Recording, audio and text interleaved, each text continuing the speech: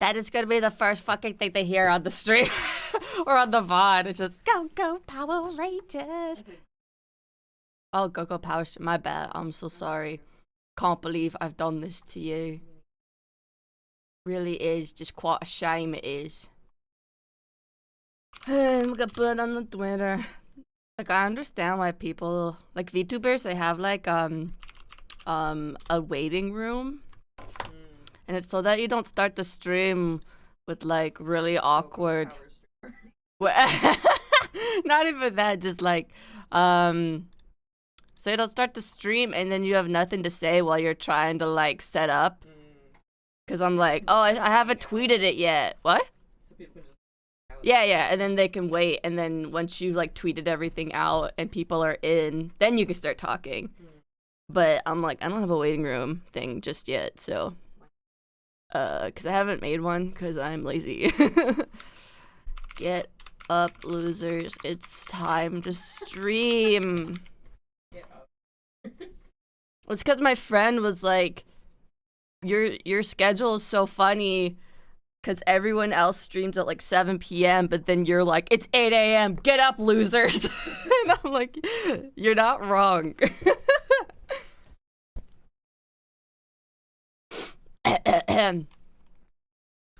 But yeah, I was thinking about getting one of those, like, you know, the Epic Pog streamer mics, you know, the ones that everyone has. Oh, all right, never mind. Yeah, the Rode ones, like the shotgun mics. I was thinking about getting one of those, just because like it'll actually go with the Rode mic arm that I have. It'll match. Well, because the Rode mic arm was made for that one, and I didn't realize that because I'm dumb. And so because it's a shotgun mic and it's like, you know, more pointy, then like, because it's really awkward trying to make this microphone work. But we'll see. We'll see. I do like this microphone. I really do not need another microphone because I have 5 already. I don't need. I love microphones, so I actually don't know how much the Rode one is. I need to check. I think it's like $500, which like for microphones is not horrible. It doesn't mean it's good. I choked. Rode microphone. No, where's like the fun streamer one that everyone uses? Oh, is it a Shure? I thought it was a Rode. I think it's a... Can you stop? What the fuck? You're hijacking my stream. People can't like you more than they like me, okay? So it's like, butt out.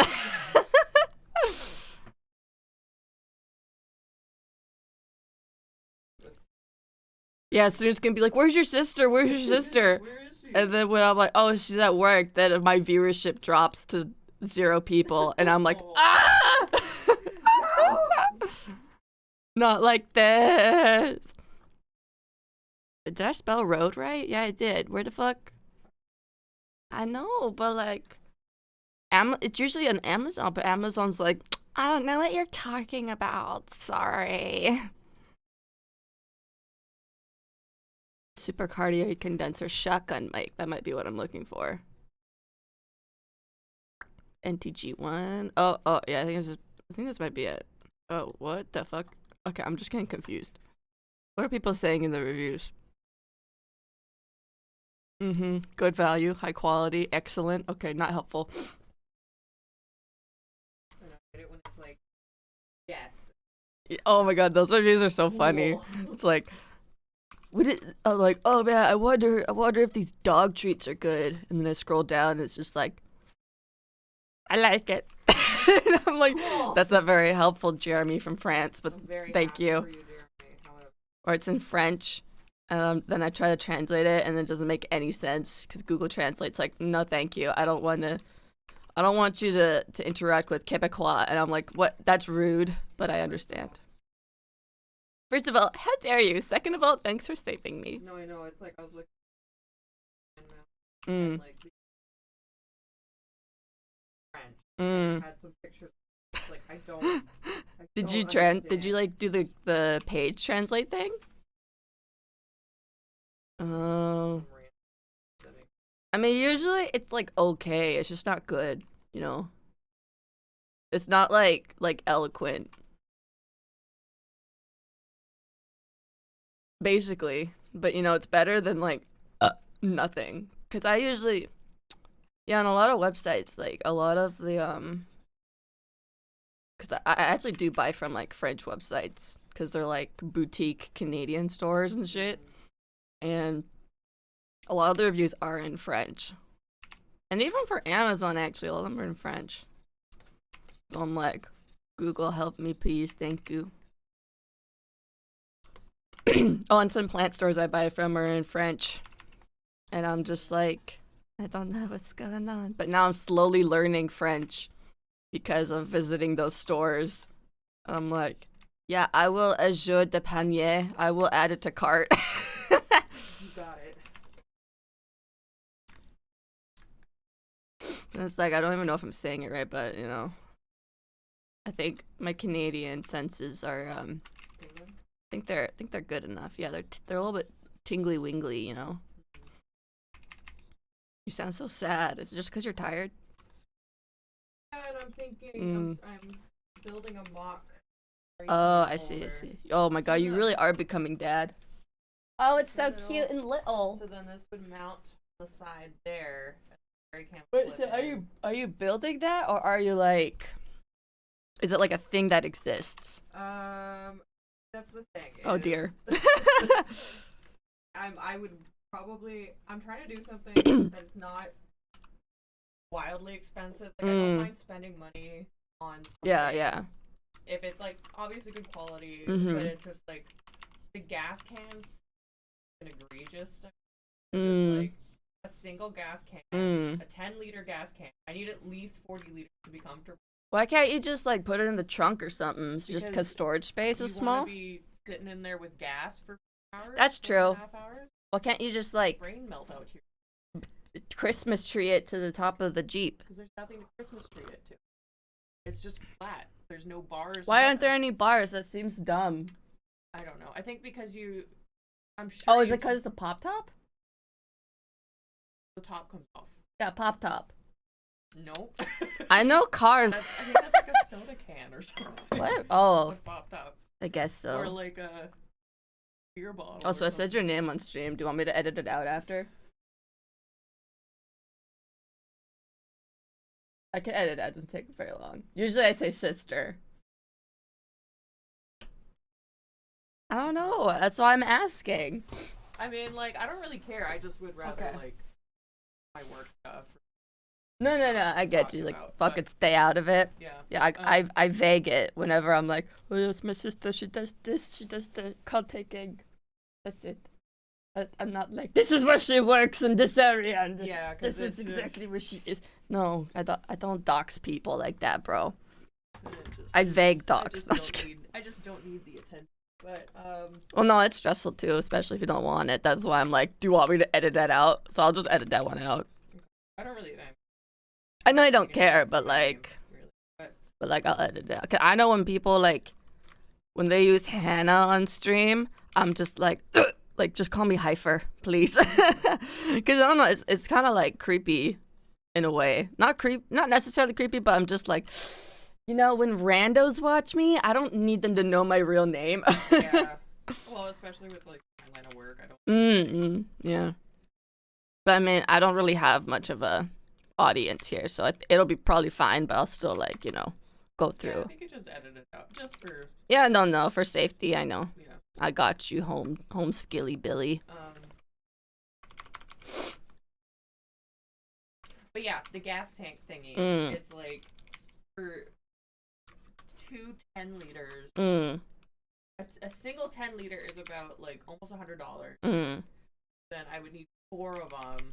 Oh my god, and that's then, like $1,000. Yeah, which is fucking ridiculous. And then you gotta put the gas in it too, and that's even more. Oh, I know that like they're all separate technically, but like are they? Well, that's the thing. Is like it's like well $500 for some jerry cans when I could just. Like, and that's not even including like the mounting brackets, the extenders, all that stuff. Right. So I'm just trying to think of like another way I can do it that's safe because I don't want them like, falling off the car or whatever. Yeah. So I figure if I get steel and I bend it Oh my into god. position, Twisted steel. and then like some like corner brackets Mm. to secure it. Oh yeah. I could then just secure it to the mount I bought and just use full size jerry cans. Because sheets of metal, $40 a piece. Yeah. Like $30 a piece. Be yeeper. So Much that's, like, yeeper. Well, I would still like just talk to Dad, because you know Dad is car man, and I know that he's very like flippant and undesirable a lot of the time. But well, yeah, I'm gonna, he'll at least be able to tell you like that's a bad idea or that's a good idea. that's the part of me is like, spend the money. I don't want to Hey, Chloe. half a grand. No, I feel you, 'cause it's like, oh, it's a necessity, and it's nice to just have it properly done. But at the same time, I could just do it, and like it'll be cheaper, and it might work better and stuff, and that kind of thing. But yeah, I would just ask Dad, because you know Dad is like the car man, Well, I'm gonna finish building. and Father like, yeah, well, Father loves DIY too, right? And like fixing his own shit. So I think. I know he's very like flippant and shit, but he'll probably be like, "Oh, DIY stuff for car? Let me help." Trying to hijack my plan. Yeah, but then just be like, well, I mean, is that really a bad thing in this case if he knows what he's doing more? Maybe. Unless it sounds like a really fucking bad idea, then you're just like, stop it. Almost said shut up, but I would never say that to Father. Though I did call him a motherfucker, and he called me a bitch when we were playing crib, and that was so funny. And I was just incredibly uncomfortable. That was so fucking funny, because I was just like, heh, I don't even know what I did, but then I got points, and then he's just like, you bitch! And I'm like, whatever, motherfucker. And you're like, oh god, what is happening to this family? Crib is tearing us. I love Crib. I still need to buy him that custom board. Or buy us that custom board. What? His birthday. Oh yeah, that is true. I think I'll do that. Can I start buying your gifts too, and Father's gifts? I just like to be prepared, you know. And hello again, Koi. I hope you are doing well. We are talking about car stuff right now. My sister is getting our dad's Jeep, and forget people don't know Yodi language. My bad. And there's a gas canister situation that she is trying to figure out, because she doesn't want to spend $400, $500 ish on gas cans, because apparently the Yeep is not doesn't have a big enough gas can or something to go up to the Yavin. So there's gonna be like she needs to bring gas canisters to refill part of the way up there, and thus yeah, the struggle is born, the struggle is real, and she's just trying to figure out a way to not spend $500 on gas cans. Car maintenance is expensive? Yeah. And like, we've been traumatized enough with bad car situations. I know I have been so many times with cars just being like, hey, fuck you, by the way, and then breaking down. So no, I do not wish to do that again. And it's not even like my car or anything, but I'm just like, no. Let's not have this happen to me again. And Koi says, your car is okay, I hope. And I'm pretty sure your car is fine, right? Koi says, I hope your car is okay. Car is fine. Yeah. Thank you, though. Yeah. See, my chat's gonna like you more than me, and it's unacceptable. No. All I've ever wanted. I know, you're trying to usurp me. Unacceptable.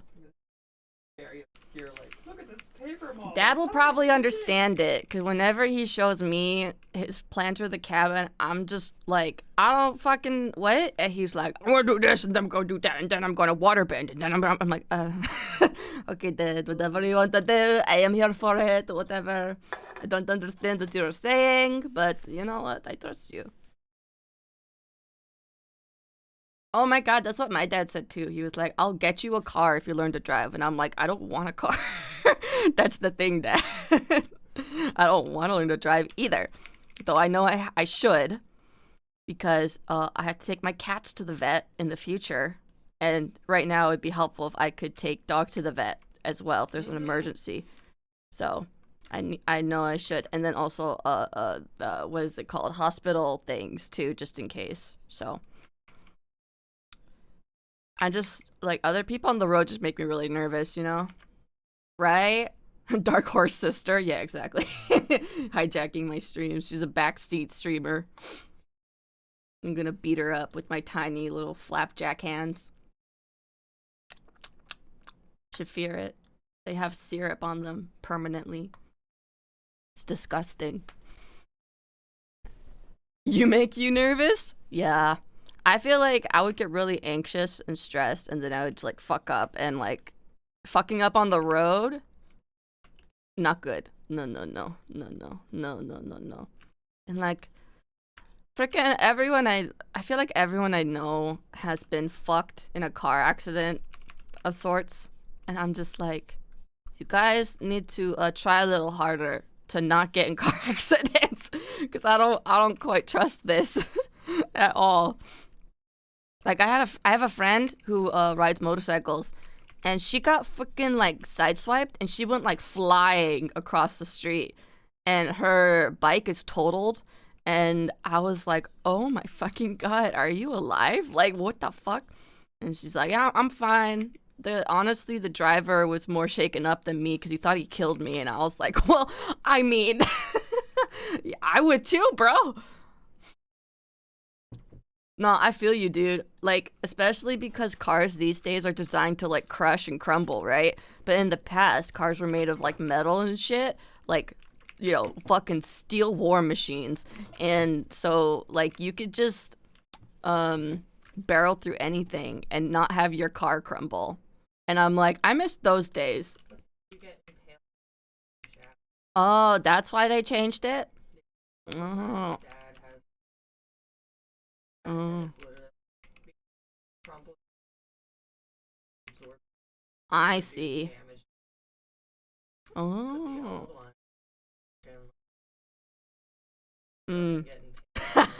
That sucks. Okay, makes sense. Makes sense. I understand now, but still. Kind of tragic that clearly that had to happen quite a bit for us to make a change.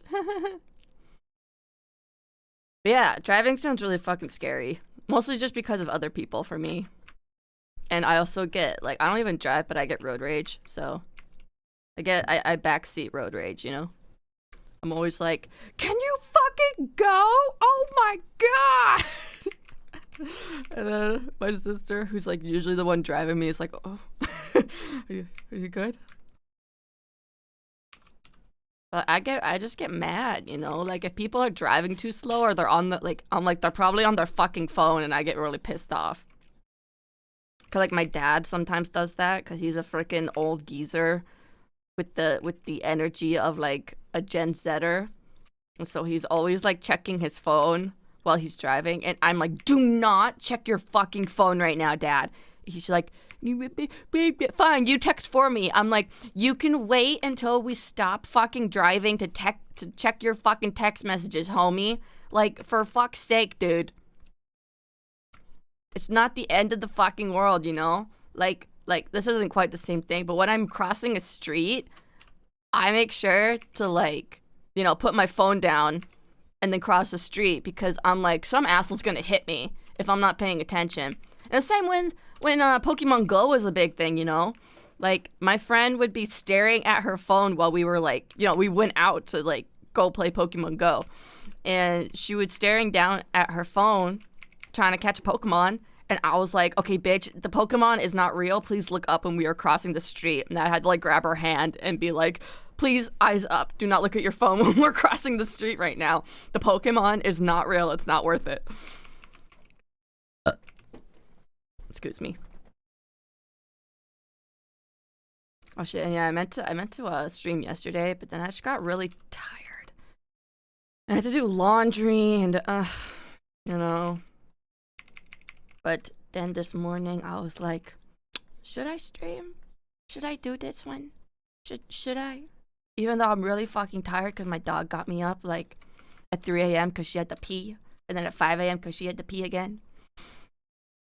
But then I was like, yeah, 5 hours? Oh my god. Oh yeah, I still need to message you back. I think Thursday would probably be the best for me personally.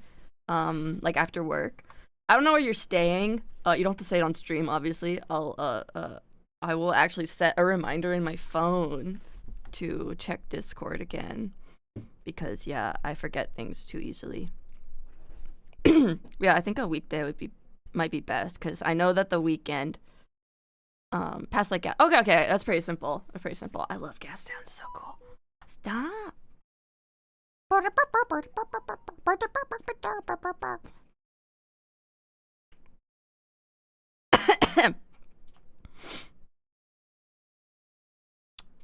yeah, okay. I will I have to set a reminder from the conventions. Oh, from fuck. What the fuck is it called? Like the waterfront thingy, right? Is it the oh shit, what is it called? Wait, what con are you going to? I should ask that. Is it Fan Expo or something? I don't know. I haven't done a con in forever.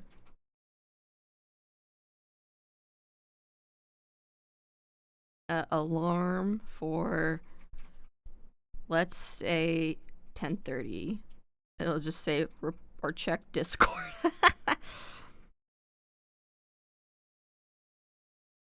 Check Discord. Save. Okay. Oh, Fan Expo. Okay, let me check and see. Fan Expo Vancouver. A 3-day weekend. I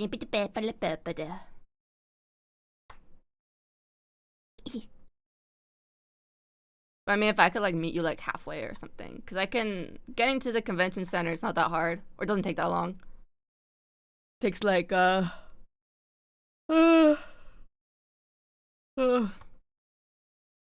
Yeah, that's just the waterfront one. That doesn't take very long, or it takes like an hour to get to. But that's like not bad.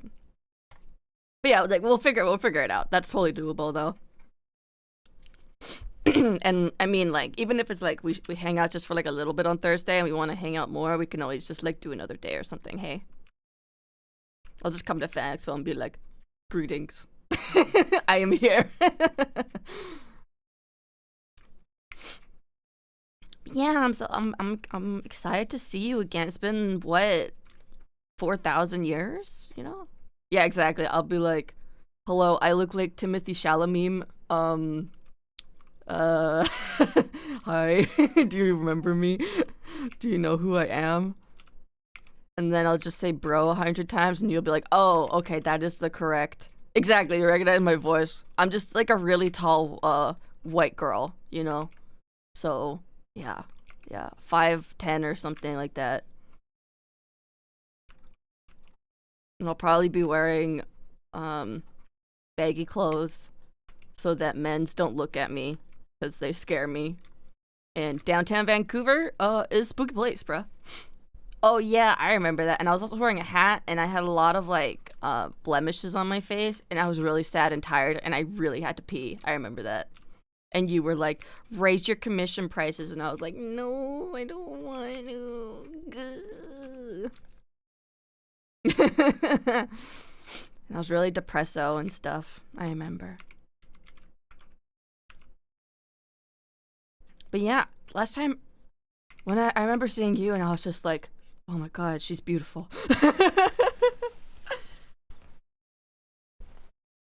Yeah, I was like, wait, who are you? I was like, oh my god, this like fashionable like Asian girl is showing up at my table. I don't know what to do right now. And then you were like, oh, it's me, it's Koi. And I was like, oh shit, hi. Because I had no idea what you looked like. I was like, I just know where your table is and I'm gonna leave this little drawing and then hope that she never comes to find me because I'm so awkward.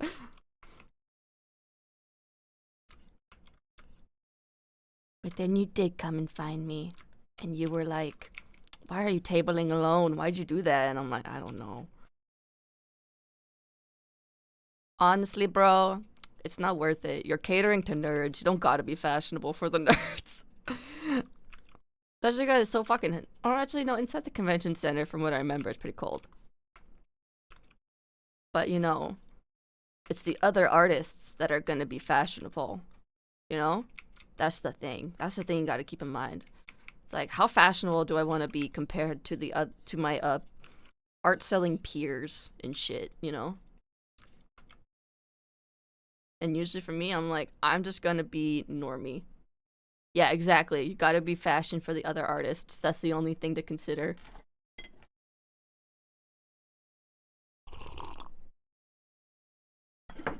Oh shit, there's gonna be like anime voice actors there. Okay, wait, actually, what are the events? I gotta know now. Attractions? Oh god, no, who are the guests? Voice actors. Oh yeah, you could. That'd be nice. Oh my god, Brad Swale's gonna be there? What a G.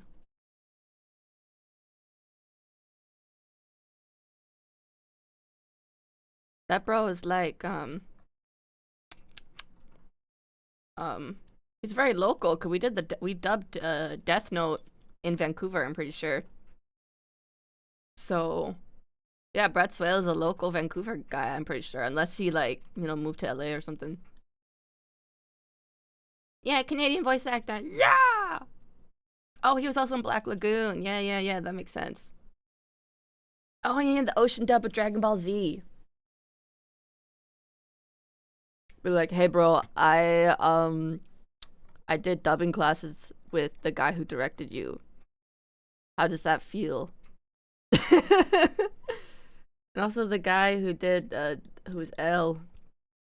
Oh, Brian Drummond. Yeah, of course he's gonna be there. Max Middleman's gonna be there. He's cool. Dante Basco. I don't really care. Kellen Goff is gonna be there. What the fuck? That's just crazy. He's cool. Robbie Damon's gonna be there. Oh my goodness gracious. Wow, what a interesting stream. Just me looking through the guests and being like, oh my god. But like, honestly, I don't really go to conventions to like. The only time I was really excited to like go to a convention panel for a voice actor was when it was Domi Park, because she's one of my faves. Megumi Ogata and Domi Park are like my favorite seiyuu, because they are also women's who kind of sound very androgynous or tomboyish, you know, or boyish, just straight up. And like Megumi Ogata's like portrayal of Yuta in Jujutsu Kaisen. Oh my god, whenever Yuta came on screen, I was smiling so hard, and I was like the way that she delivers the lines, unreal, bro. Like, I remember there's one part where it was just Maki to Yuta in the classroom, and then Yuta was like, yeah, I'll help you fucking beat your family up or something like that. But like the way that it was delivered was like so not in an anime style, you know? It was delivered in just like a genuinely good acting performance. Which sounds weird, like I don't know if that makes sense, but like I was stunned. I was like, this does not sound like anime. This is just like fucking like good acting, you know? Yeah, Megumi Ogata is like god tier seiyuu. And same with Domi Park. Domi Park played Hanji and Edward Elric. And her portrayal of Edward Elric, unreal. Like, again, so good. And I just like, you know, it's very yeah, I'm gonna sound so fucking cringe right now, bro, but it's very like inspiring, I guess, to hear those kinds of voices that like I kind of relate to in a way, or that like I feel like sound similar to my own, or like, you know, it's the same category, I guess I could say. So it's very nice to hear that kind of thing and to be like, oh my god, like there's a place for me, you know? Yeah. It doesn't sound like anime at all. And it's just like, oh god. And I remember that like apparently fans were like really fucking angry or something that Megumi Ogata was going to play Yuta, because they were like, what the fuck? It should be like a man playing him, right? And excuse me. And but then when I heard it, I was like I was a little bit surprised because I never really had an opinion of what Yuta would sound like, because Yuta was such a minor part in the manga thus far when the movie was coming out, and I haven't read Jujutsu Kaisen Zero, so I didn't really know. I didn't really have an opinion of Yuta's voice or anything, right?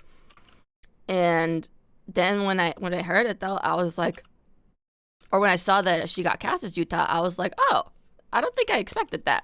But then I heard it, I was like, this makes sense. This 100% makes sense. This is so good. This is so good. Yeah, they were upset that she got cast as Yuta, and because people were like, it should be a man should be cast, and even the seiyuu who voices Gojo, he was like, I was surprised that Megumi Ogata got my opacity just fucked off. That she got cast as Yuta, but then when I passed by her recording booth and I heard her, I was like, no, she's the only person who can play Yuta, and I was like, fuck yeah, man, yeah. You is right, because Megumi Ogata is such a fucking good seiyuu, brother. Like, so good, bro.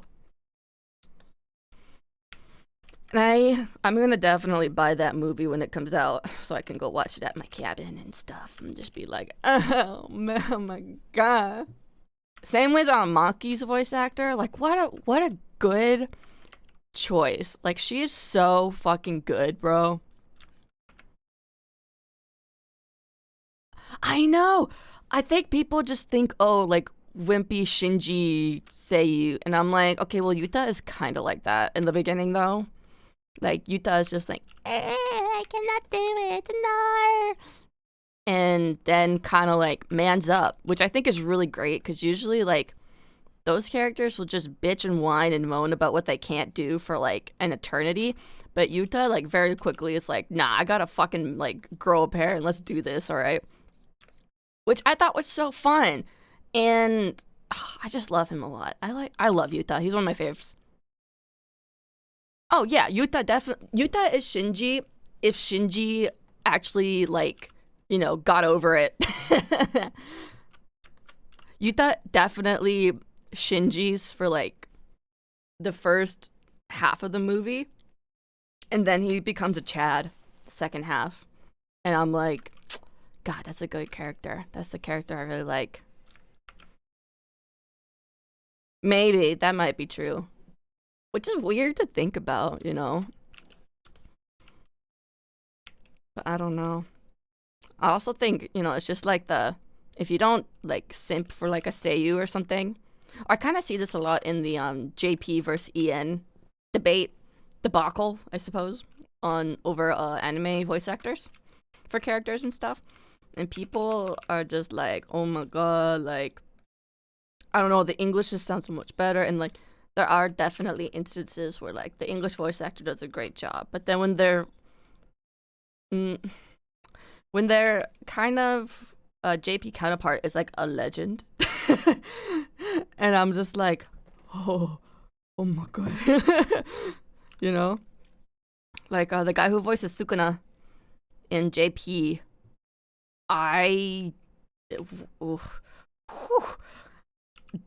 he is unmatched. He is like the only person who could have voiced Sukuna, in my opinion, you know. But then I know Ray Chase did the English version of Sukuna, and I was like, yeah, I don't think that matches the character. Like, Ray Chase is a great voice actor, and I love what he did with Noctis, and I love like a lot of what he does, right? Noctis is definitely his standout for me personally, because maybe it's just partially because Noctis was such a good character, and I felt like Ray Chase really like felt that and was like, oh, okay, I know where to go with him. But I don't know if he was like necessarily what I would expect for Sukuna in English, you know. So I can't really like the English one is fine, but it's very kind of like, it's kind of like the Genshin issue where it's very cookie cutter, typical bad guy kind of voice, or like stereotypical archetype kind of thing. What is it? A character cliche. That's what it is. It's like, ugh, I'm a spooky guy and I'm the villain. Meanwhile, JP Sukuna is like, I'm a spooky guy, I'm the villain, I'm gonna fuck you up, lol, haha. And I'm like, ooh. Like homies like playing around having fun, but it's because he knows he's in control, he knows he's powerful, you know? And like, the flavor so good. Sakurai. Fallen from Grace. Yeah. The same with what am I thinking? Oh, what's his name? I forgot. I don't really see him much in anime anymore, but the guy who voiced Yato and Levi and stuff. The fuck is his name? I forgot. I used to know. But he's a very good voice actor. I just don't see him very much in the new anime and stuff. And I mean, it's kind of surprising because he's so good, and I know his voice is very distinct. So maybe I don't know. No, he's not. He does a lot of He actually did Shilian in the TGCF Tianguan Sifu TGCF. He did the dub for Shilian and for oh god, what is it called? What is it called? There's that one game. It's has another. Yeah, it has a JP dub. It's pretty cute. I don't mind it. I really like the English Shilian because he's actually voiced by a dude who is Chinese and understands the character type and says everything with like a perfect tonal accent. And I'm just like, yeah, let's fucking go. Let's fucking go. It's really good. I like the Hotang as well. He's like, I try really hard to say everything right, and I listen to Howard, who plays Shilian. I listen to him and the way he says things on repeat, and then I try to do the same thing. And I'm like, yeah, that's what I like to see in my English voice actors. Yeah, Onmyoji, I think that's what I'm thinking of. He plays the guy with the flowers. Onmyoji Ten. His name not Ten? What's his name? Lotus guy. Lotus character. What is his name? Oh, Taishakten. He's also the English or the JP dub for Taishakten. And I'm like, that's so interesting that like he's moving on to like solely dubbing now, it seems like. When he's like so good. And he like really takes it seriously, you know. That's the original? Oh, I thought it was a Chinese game. My bad. Okay, well he's Taishakten then. I don't know why I think every like good gacha game is Chinese. Oh, I see. Okay. But they were like, well, OG dub gonna be Japanese. I think it's same with Arknights, right? Naruhodo. Wakarimashita. I understand that. Yeah, because people simp for Seiyu, like really hardcore. Makes sense. Oh, and I noticed that with, I think, is it Honkai Star Rail? I don't know. They're also going to LA for it, which I understand, but I'm also just like, LA voice actors are like really problematic, and they're really you know, they're especially with like the recent Genshin drama and like all of the Genshin drama from LA. I was like kind of hoping it would come to like, you know, Canada. But you know, that's fine. Or I shouldn't say Genshin drama, the sexual assault that that one pedophile dude committed to just because he was like, fame got to my head. When he has one role on Behind the Voice Actors, and even I have more than that, and I'm a shitty little Canadian voice actor, you know, and I hardly ever work because there's nothing to do up here. But I like, he has one role And then he's like, well, this minor made me feel desirable. And I was like, that's fucking disgusting. First of all, tell me you're an incel without telling me you're an incel, bro. You went and like sexually harassed and abused this minor because they made you feel like a big man. That's sad as fuck. You are pathetic. Sorry, bro. And then he's like, oh my god, like the fame, it got to me. And I'm like, what fame? You voiced one character. You know? Yeah, and I listened to his voice lines and I was like, that's abhorrent. He doesn't sound good, you know? Bro doesn't sound good. I can't say I don't know how to say the character's name. So, I can't. Like, my gut says, like, Tainari, but I don't think that's it. I'll see it. Maybe I can Google it. Tignari? I'm Googling. Pronunciation. In Arabic, yes.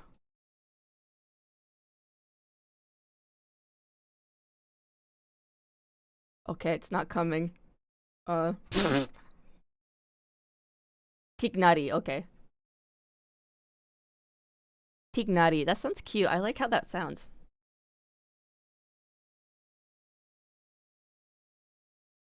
I like on like pronunciation websites, it's always like a question, like clearly the person they're asking to pronounce the thing and like properly is not like a voice actor, right? So it's always like a question like Tignari?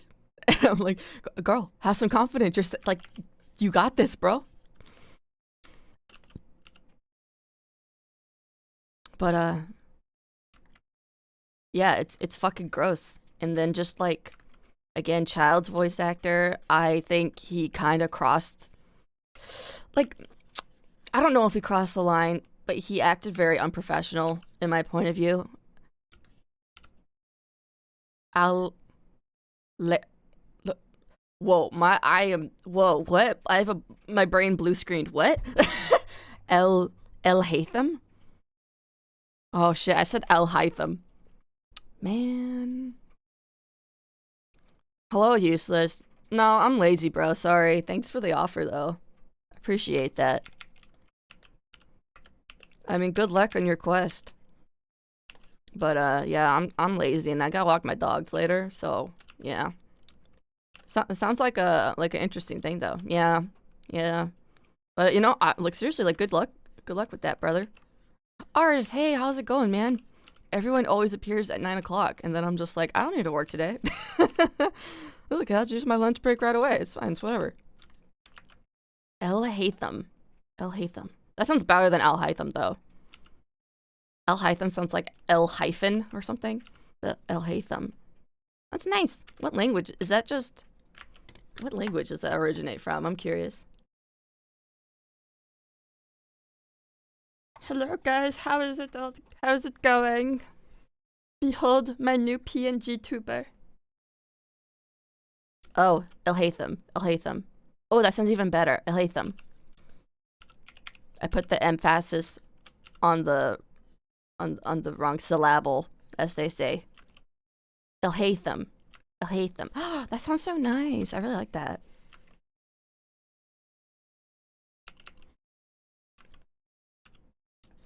Oh, it's a Malaysian name?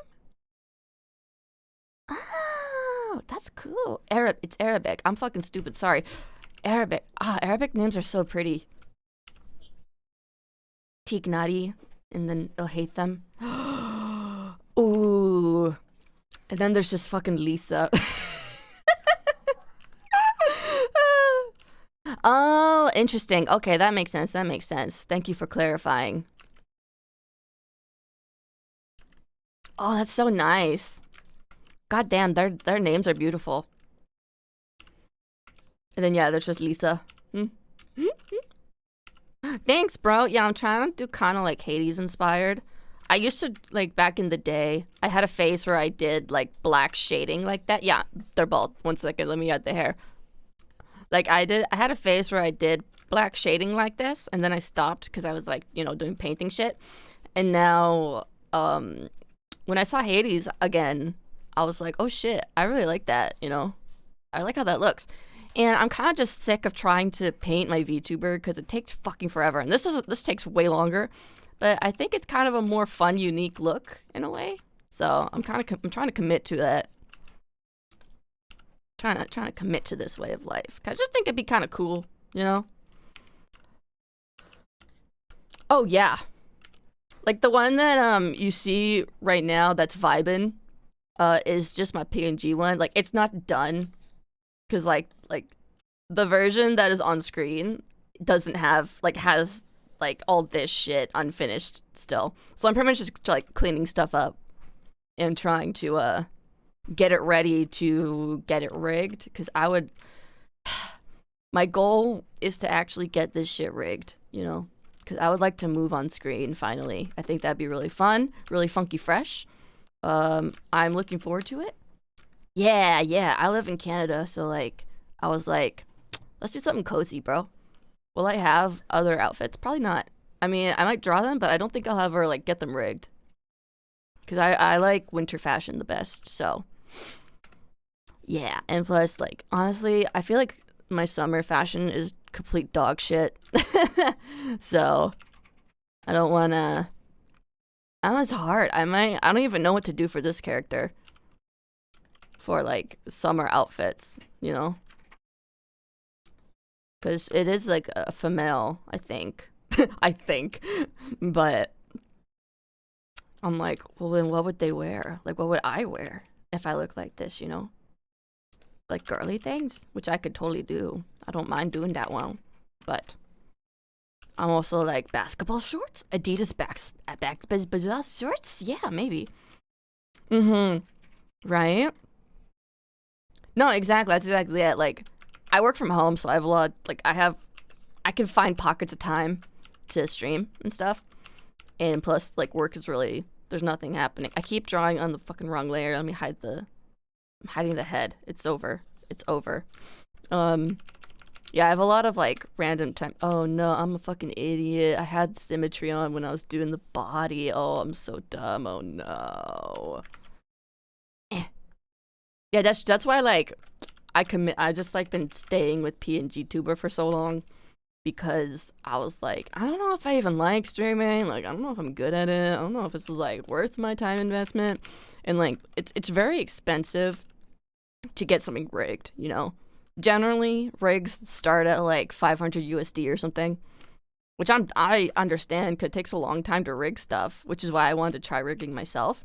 But I think for something like this, I'm gonna just get someone else to do it, and then I'll teach myself for maybe future uses. For maybe I can do it by myself in the future, you know. So, but for my first one, I'm definitely gonna ask someone else to do it for me, or like, you know, pay them to do it for me.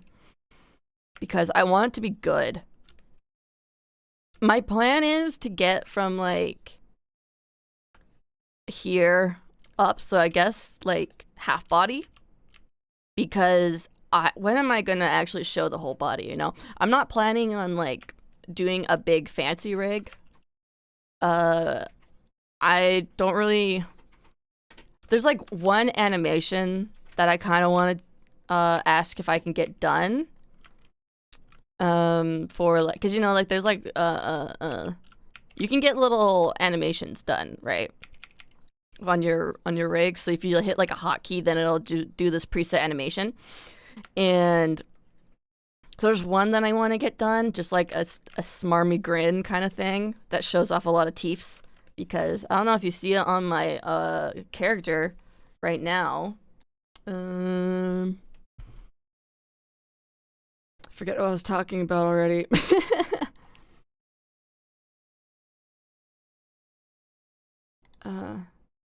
Oh yeah, now I remember. Wow, that took me a minute.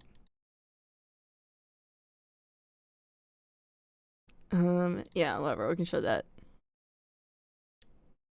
Like with my icon here, like big teeth. I'm going like big teeth with my character.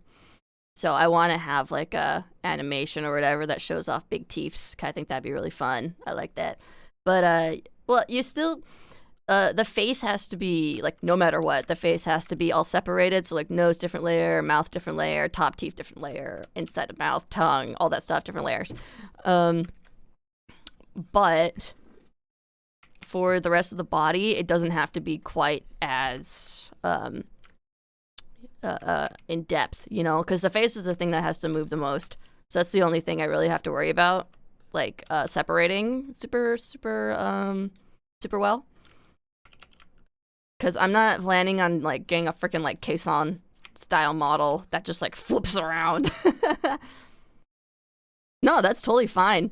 Like I like the thing that I like and that kind of amazed me, I guess, about VTubers is the expression of it.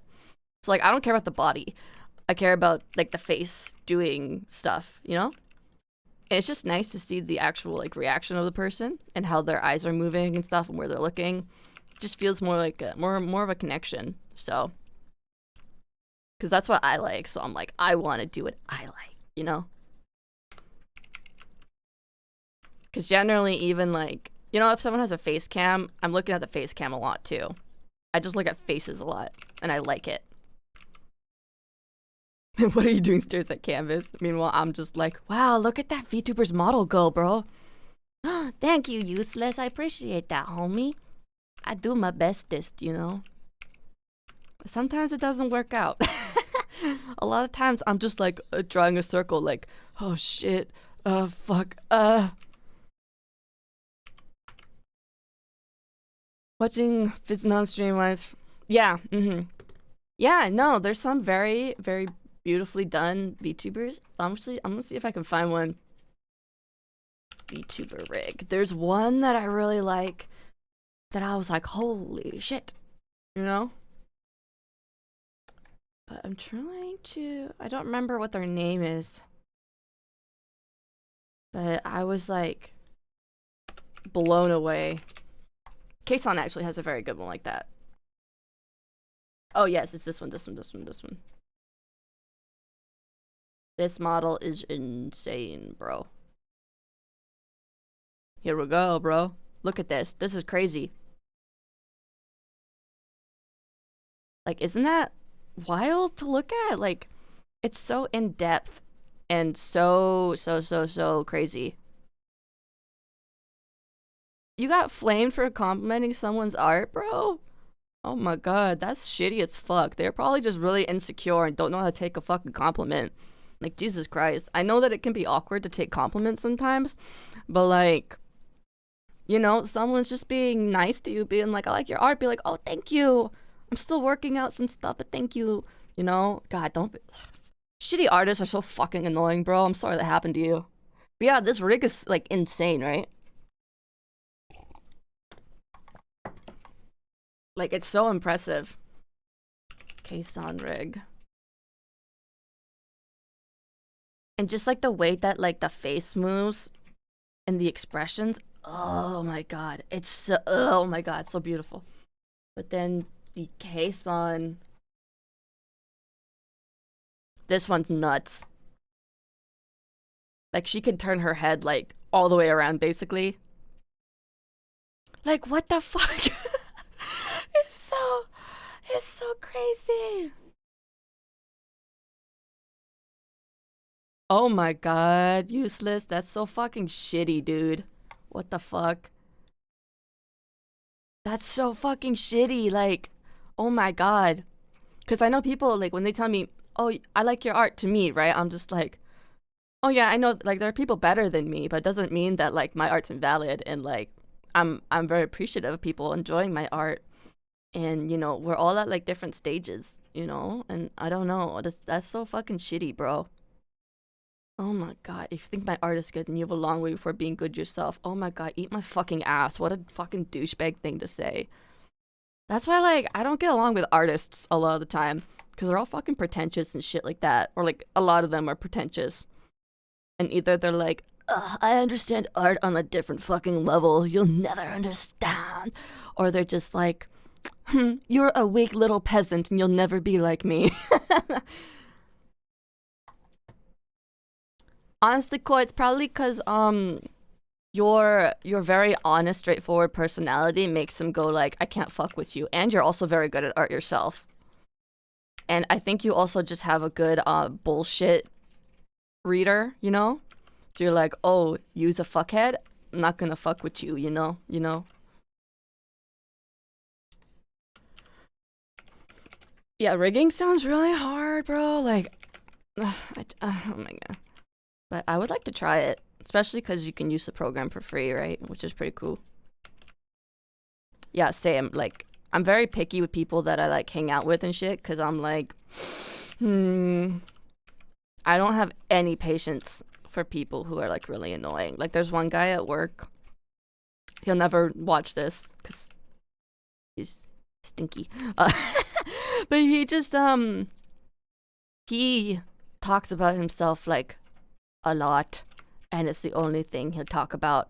And then he brags about how much he goes hiking, and he's like, it's not even a big deal, but like I exercise like so much, bro. Like it's fucking crazy. Like, you know, the grass grind, that's like a warm up for me, bro. And I'm like, stop talking. Everybody in this fucking province goes hiking. You're not cool.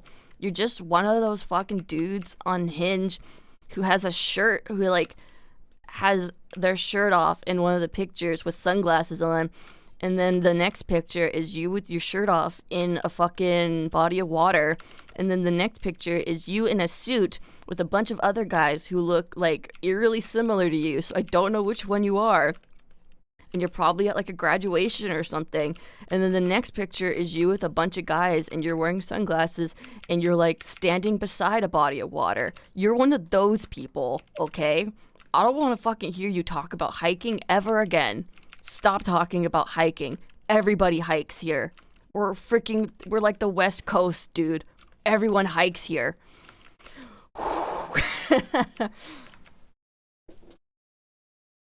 Yeah, it's super insecure. Tio Merm came in at the wrong time when I'm bitching about hiking people. Oh, why is this red? Oh, it's because it's an ad. I see. Okay.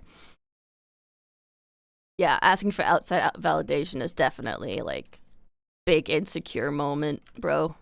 It's like, don't, like, unless you like are genuinely like, can you give me an opinion on this, like asking for feedback or criticism or shit, then like that's fine. But yeah, being like, isn't it like really cool that I hike, and then like looking around the room like, right, because like people in interrogations, they will be like,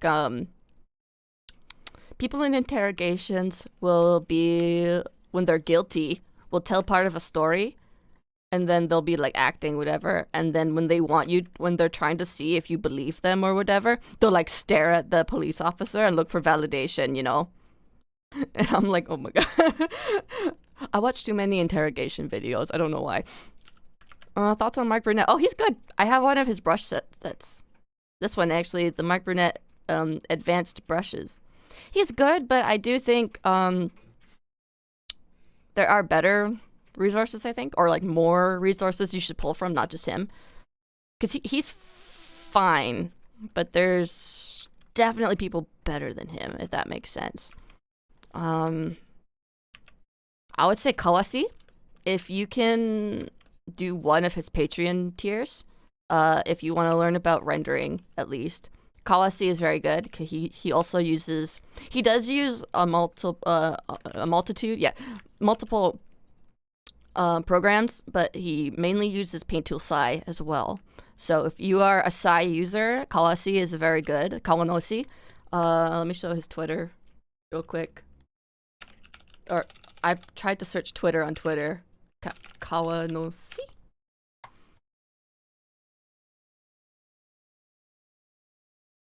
Yeah, this artist, I think he is very good. I think his Patreon is very reasonable as well.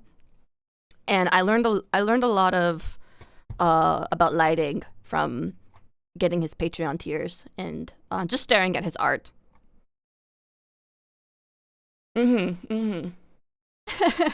Honestly, dude, like, we don't gotta fuck with rendering. It's exhausting. It is fun. I do like the It's very meditative for me, honestly, because I just like taking something from a flat blank, or not blank, but like a flat color from local color, and then just like fucking it up with rendering and shading and like harsh lighting. It's really, really fun for me. Yeah, I like his brushes a lot. I don't use them all the time. I generally use um you're predisposed. Yeah, I'm European, so we're all like, "Oh, we got a fucking Rembrandt. We got to fucking paint, brother. We got to be painters." Who else is good? I think Ethan something or other. He's also quite good. Ethan Becker? Ethan Becker, I think. Yeah, he's pretty. He works in animation. I'm pretty sure, but he does interesting. He's also a memer. Okay, he memes a lot. He has a microphone with a that's attached to a knife. He has that energy. Okay, so just be aware. And he has a lot of clickbait titles, but he genuinely has the chops to back all his shit up. So Ethan Becker, very good. I honestly don't really watch that many. Yeah, he has a psycho artist vibe. That's exactly it, and I relate to that. Like I feel like I'm a subdued psycho artist, but he's just like, no, I am going to have this knife and flail it around, and it's going to worry the viewers.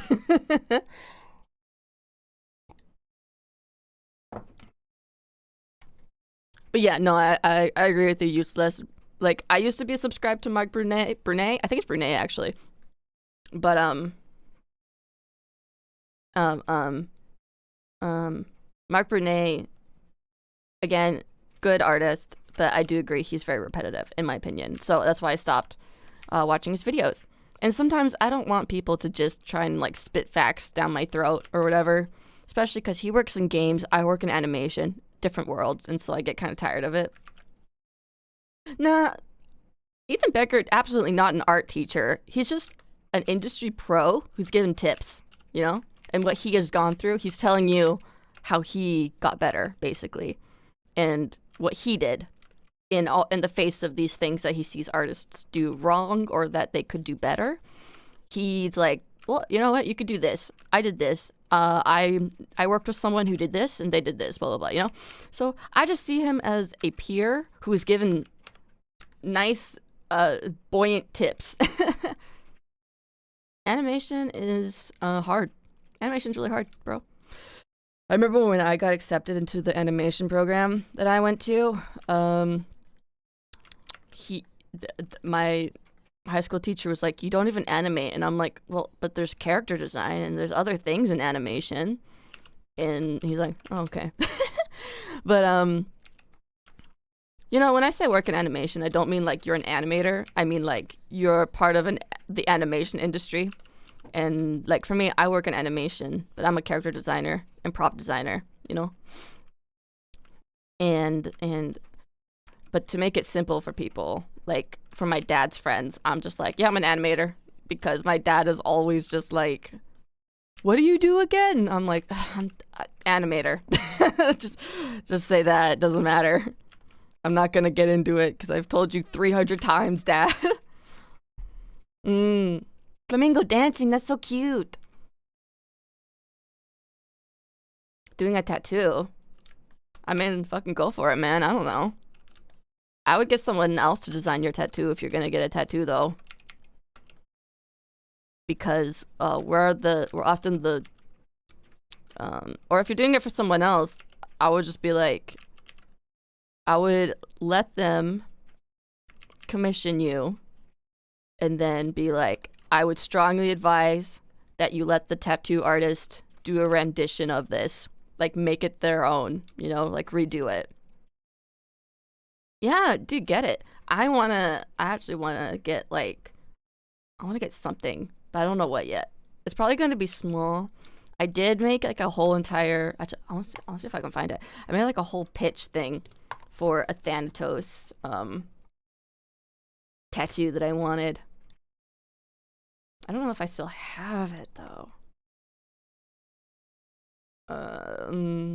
Personal art, no. Screenshots? Other 2022? 2021? No. Oh god. Yes, here it is. Okay. This was my thing. This was like my pitch to a tattoo artist. And then they were just like, oh, I don't have any time. And I was like, oh, okay, never mind. They're like, do you want me to send it to, you want me to refer you to someone else who would like to do it? And I was like, no. Because this is the style of the tattoo artist. Like, her style is like amazing. And that's obviously, that makes sense why she's so booked, right? But I was like, I want something similar to this. Just like a vague idea of how I want it to be set up, blah, blah, blah. Like, this is my idea. Please do what you want, you know? Like, go crazy. I don't care. But then she was like, I'm fully booked. And I was like, God fucking damn it, whatever. So I don't know if I'm still going to get a sleeve. Maybe one day. I might just get like a few little pieces on like my wrist and stuff. Mm. Mm.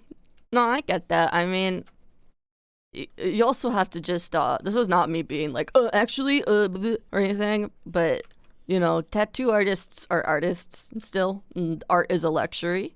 So if you cannot afford to get like a good quality piece done, maybe you should wait a little bit or like save up, you know, because it is art, and again, art's a luxury. And if you can't afford it, then you know how it is.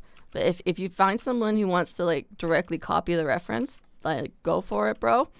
But just to be aware that getting someone to do custom piece for you and getting them to do it for you is often much better, even if it is more expensive. No, 80 is really, really, really, really cheap. Usually they're like $250 an hour, and tattoos can take, each session's like 4 hours usually, you know? Mm-hmm. Mm. Hino? I don't think so. I don't think I know Hino.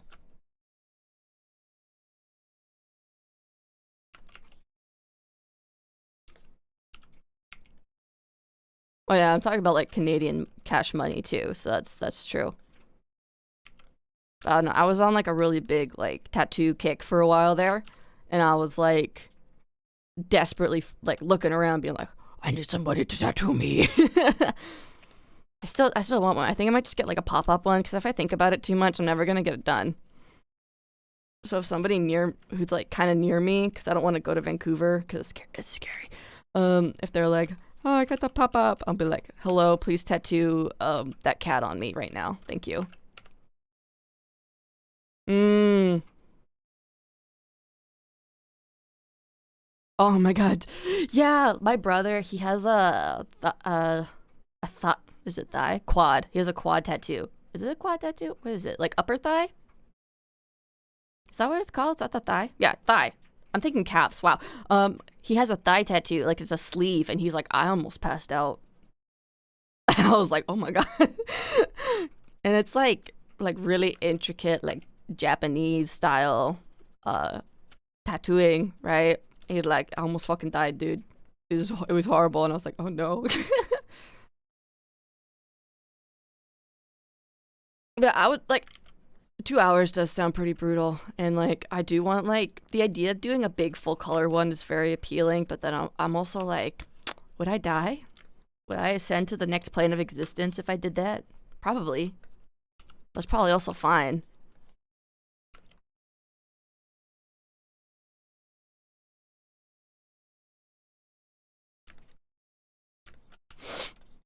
I don't know. I'll think about it. I'll have to go on Instagram and see if anyone has any pop ups that I can get that I like.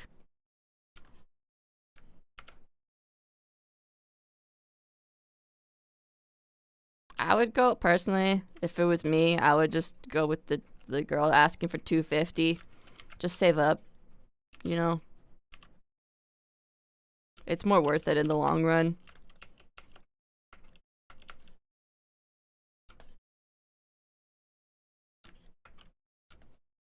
Because I think getting original art done is much better, you know. And is much more worth the money.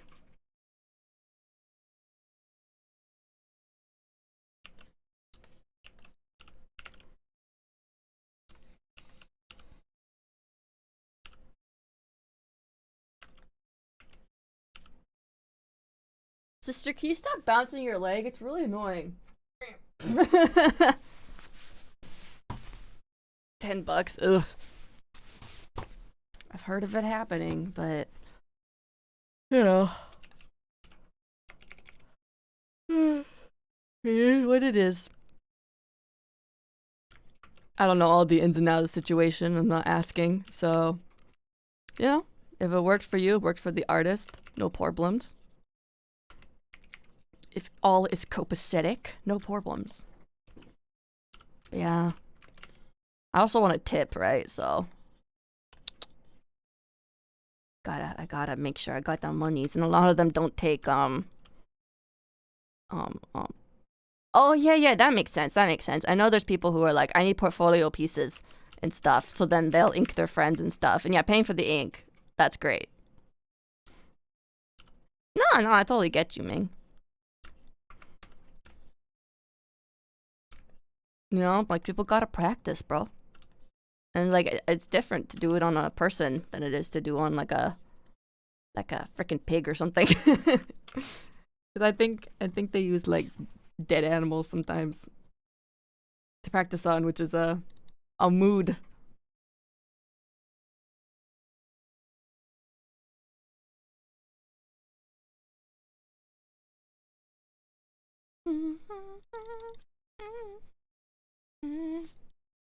I'm also wait, no, I did post this on Twitter. I was about to say, I'm so surprised that like people showed up today because oh my god, I didn't post this anywhere. No, I'm a fucking liar, bro. I lost so many followers recently.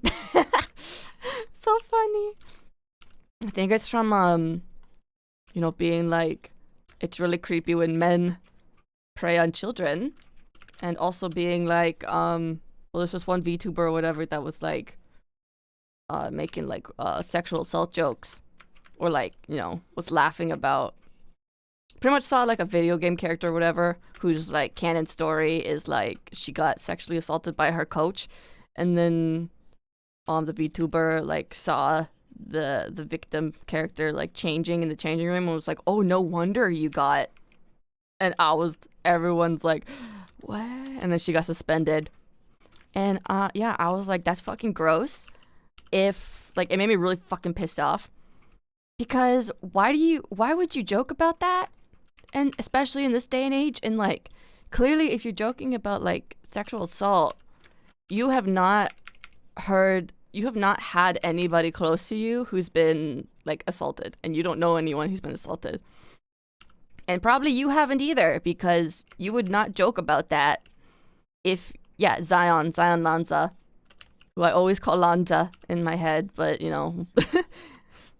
Yeah, I was very mad about that. And it's like, as you know, that like most women, and of course men are also included, but like, you know, generally women are the ones who are like, who always have a story of what happened to them, yeah? And so to think of all the girls in Nijisanji, you know that most of them probably have a story, you know? That something happened to them, because that's just how the world is, which is fucked up, but it's the truth. And so to have your coworker laugh about it and make a joke about it, I would be infinitely uncomfortable, and I would be like, I don't know if I want to work with this person, because that wasn't funny, that wasn't cool, I don't want to do collabs or anything. Yeah, no, I feel you. I mean, honestly, when it's like actually like big problems, it spreads far and wide. And like, one sec, I'm gonna take a sip of coffee. Yeah, she also did anti-Semitic jokes about Zionism and stuff, and incest jokes and stuff. And like got nasty about it, and then like Shotokan jokes where she's like, I like little boys and stuff, and I was like, oh my god, no. And then there's like a clip of her playing Genshin, and I don't know if she thinks she's like cute or funny or what, but she like started acting, Xiao came on screen, and then she started like acting really fucking gross and like making like slurping noises. and like panting and stuff when Xiao came on screen. I'm like, he's not even Shota. I don't know what the fuck you're talking about. Like, why are you the way that you are? But like, it was just like, this is like, why the fuck is she in Niji Sanji? Like, she's awful representation for the company, you know? And honestly, yeah, like, keep it to yourself. You're not fucking funny. Like, you're not edgy with your humor. You're just, like, gross and fucking uncomfortable and weird, you know? And, yeah, I just think very lowly of her now. Yeah, basically, you're so funny, I forgot to laugh. Oh my god. And then I'm also, feeling really uncomfortable. And a lot of people, it was interesting because when Niji Sanji made the statement that was like, sorry bros, Zion Lanza has to take a break, like we're forcing her to stop activities.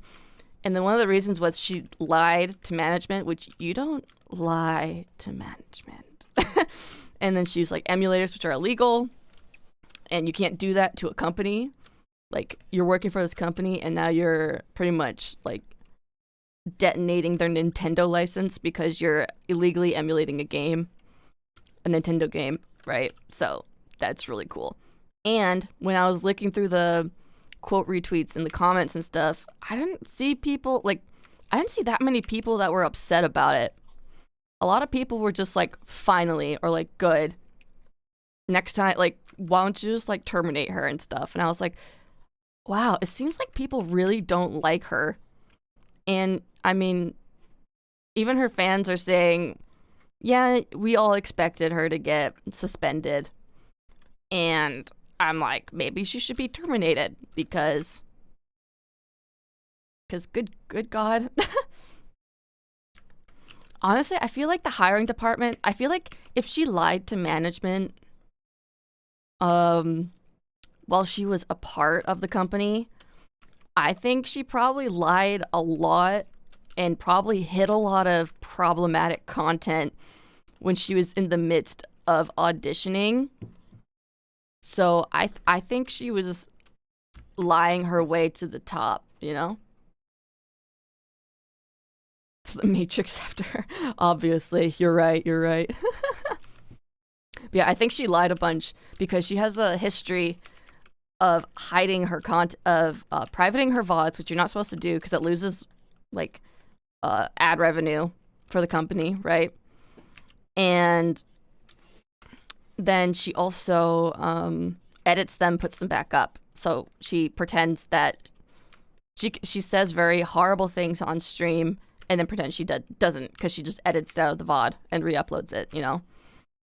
And so I'm not very surprised I would not be surprised if she said a bunch of horrible shit because she was not like other girls and was very fucking edgy and shit. And then when she was auditioning for Niji, she just hid it all or deleted it all.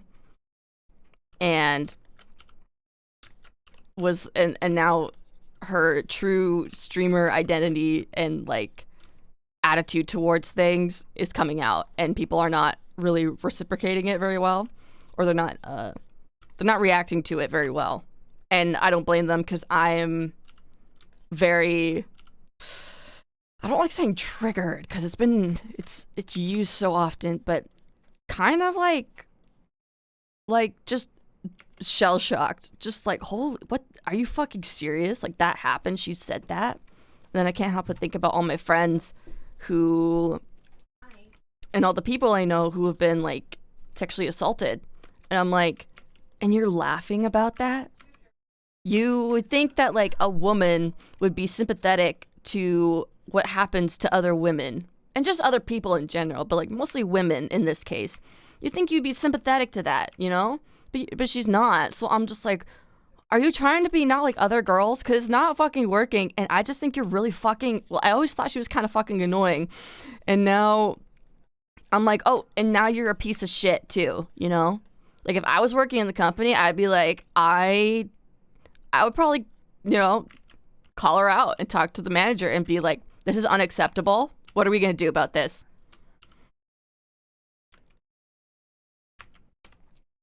Mm-hmm. Yeah. Like, It's so strange though because Niji has like the hiring process is very like strenuous or tenuous, and it's like pretty much you do like the initial audition, right, and then you have to do the phone call interview, I think with just a manager, not 100% sure, and then you do a like a Zoom interview, you know, and so I think she was trying to put up this persona for a really long time, and now it's cracking. And I don't know how they didn't spot it and how they didn't know about it. And I'm sure they must have like looked into her past and stuff, but I don't know. Like it's so weird.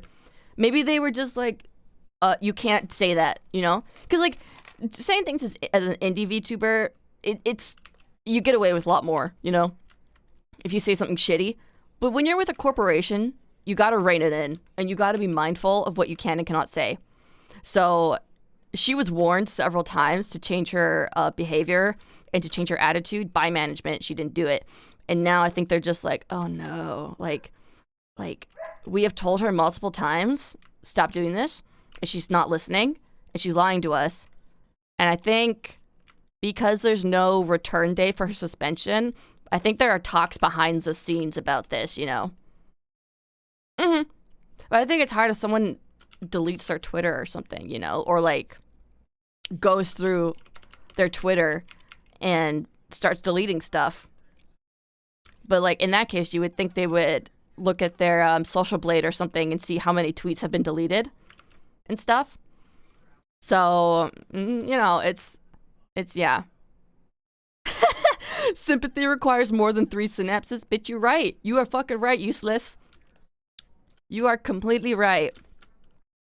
And yeah, I'm just so I think now they have to smarten up though, or like Niji En. I think they're going to probably be like, all right, we have to be very careful because they're in the middle of I don't know if they're in the middle of it, but auditions recently closed. And so they're probably I think they're in the middle of reviewing and issuing callbacks and stuff. And I'm like, please be more careful because personally, I don't feel mad at the company. I feel mad at Zion, the talent, because they can't control if she's a shit person or a good person. And she's deciding to be a shit person because it's funny, quote unquote funny. And as you said, pick me girl type energy. And I just hope they don't hire another pick me girl because they're not fucking funny. And, excuse me, they're not welcomed into the industry, just period, you know? If you're an asshole who goes, haha, sexual assault, oh, I understand why you got fucking raped, because you're hot, it's like, why are you here? Go fuck yourself, you know? That is true too. Though, like, obviously, we're not gonna know the full story of how they hired her or whatever. I think part of it is because she's Japanese and she can speak Japanese fluently, from what I understand. And a lot of the, she's part of the XLA wave, and all the girls in that wave speak Japanese. You know, Kotoka to Meroko, I think they live in Japan. Like, they're Japanese, straight up. And then I think Zion's LA, just from what she said. Zion is LA, I'm pretty sure. And she speaks Japanese. And so so it's just like, oh, like this is good. We have a lot of Japanese speakers.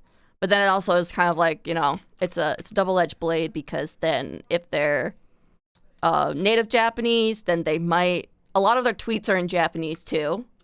All right, for at least Kotoka, a lot of her tweets are in Japanese when she's in the EN branch, so it's kind of like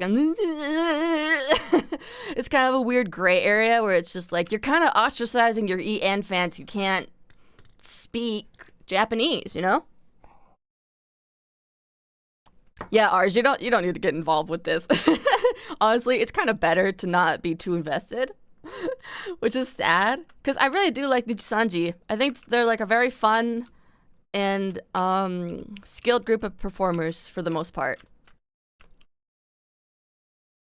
It's just like fucking Zion and then Yugo's inappropriate behavior as well. It's like, all right, they already terminated one person for inappropriate behavior, and now they are kind of on the cusp for terminating another one for inappropriate behavior.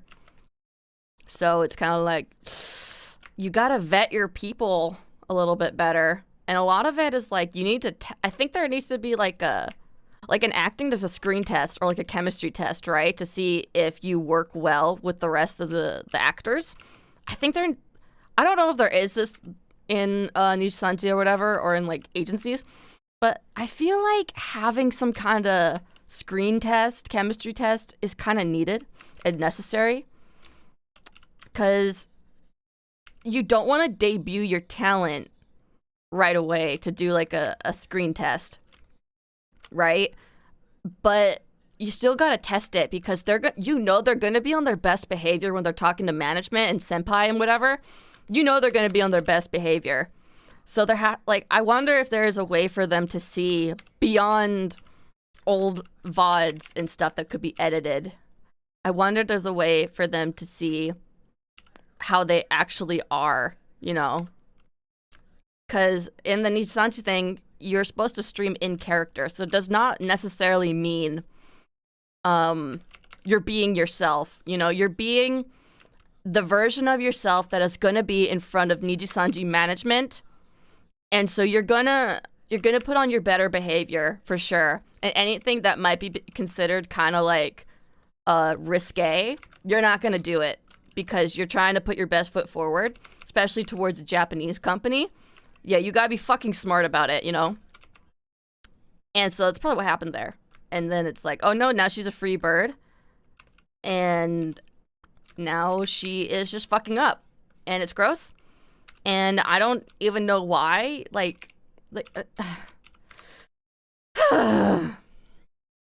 Yeah. Oh, thanks, Leon, bro. Yeah, no, you're right, Koi. It's like, oh, she's Japanese and she can speak English too, and she's Genki and whatever. Yeah, let's pick her. And it's like, sometimes that's not the correct choice, bro. Like, I understand speaking multiple languages as a streamer is fucking amazing. Like, it's a great thing to have. But at what cost, you know? And so I kind of hope it's a little bit of a like wake up call, just because for new waves. Because again, I love watching Nijisanji content, like their clips and stuff. Very fun. It's nice to see that like majority of them are actually just nice and chill. Sometimes they're bratty and douchey and whatever, but you know, people are gonna be people.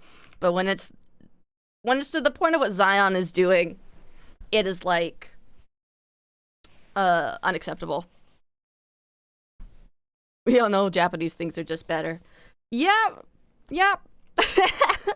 But like honestly, at this point, I'm more interested in like the VTubers who have different, or just streamers and content creators who are not Japanese, you know? Because I'm like, yeah, I know quite a bit about like Japan and stuff, but like I want to hear about other people now, you know? Like I don't think it's too kira desu to be Japanese. And it doesn't, because it's so normalized now, you know? And and like there's whole entire fucking JP branches. So, yeah, I don't know. Just my hot takes and my hot thoughts. Oh god, they're doing fusions. No, I totally understand, brother. Like, some of their form of comedy, not all of them, a lot of them are just like tired, jaded, like 20-year-olds or 30-year-olds.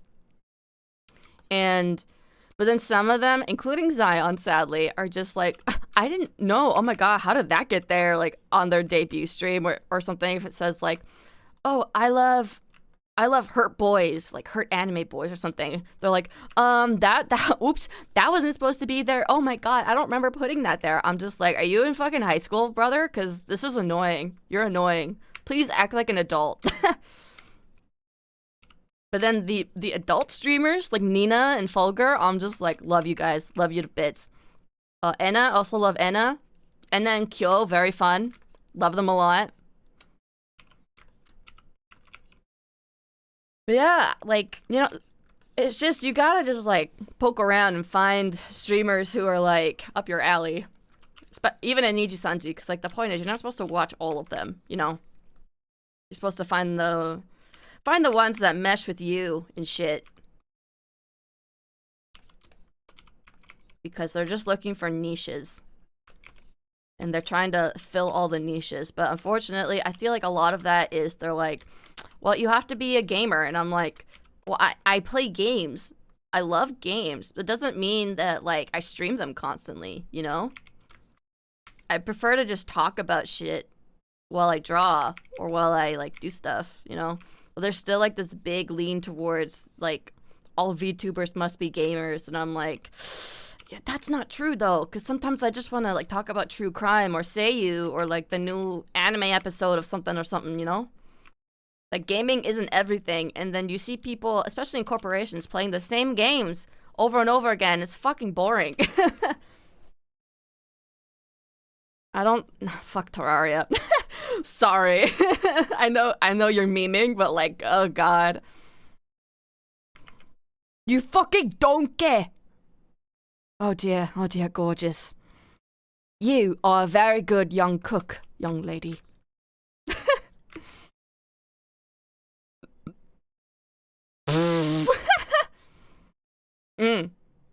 Oh, honestly, you should check out Nina Kosaka. Here, I show you. Nina is everyone's mom, and she calls everyone honey. And I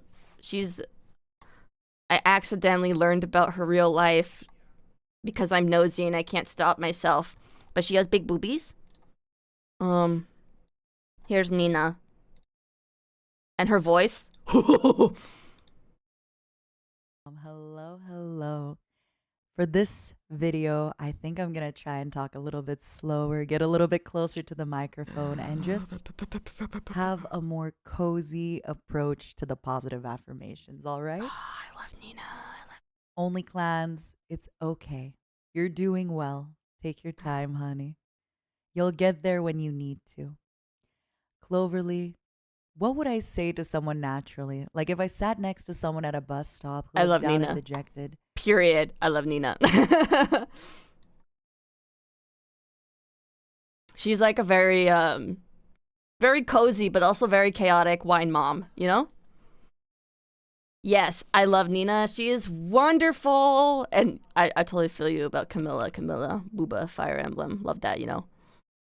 Yeah, she's 30-ish, I'm pretty sure. Oh my god, I can't believe you remembered shit. I think I do remember that, though, too. I think it was for Sophis. Not sure, though. I need to look through those auditions later today. Because, I don't know, just gives me anxiety sometimes. Just give me a little bit of anxiety. But yeah. Biggest streamer you follow has like 200 views average. Yar. I don't know, like, it's kind of nice to just... Okay, there's the one thing where, like, having a big audience would be interesting just for the experience and to talk to like many people, right? But also just having just this little tiny baby squad of, like, my little babies that I love and that, like, I, like, recognize usernames and shit. That's fucking pog, you know? I'm just like, oh my god, it's my guys that I chat to while I do random shit on stream, you know? Like, oh, cheers, my brogies. I think I meant to say homies and then brosifs and then homie G's at the same time, and then it just got fucked up. Sorry about that.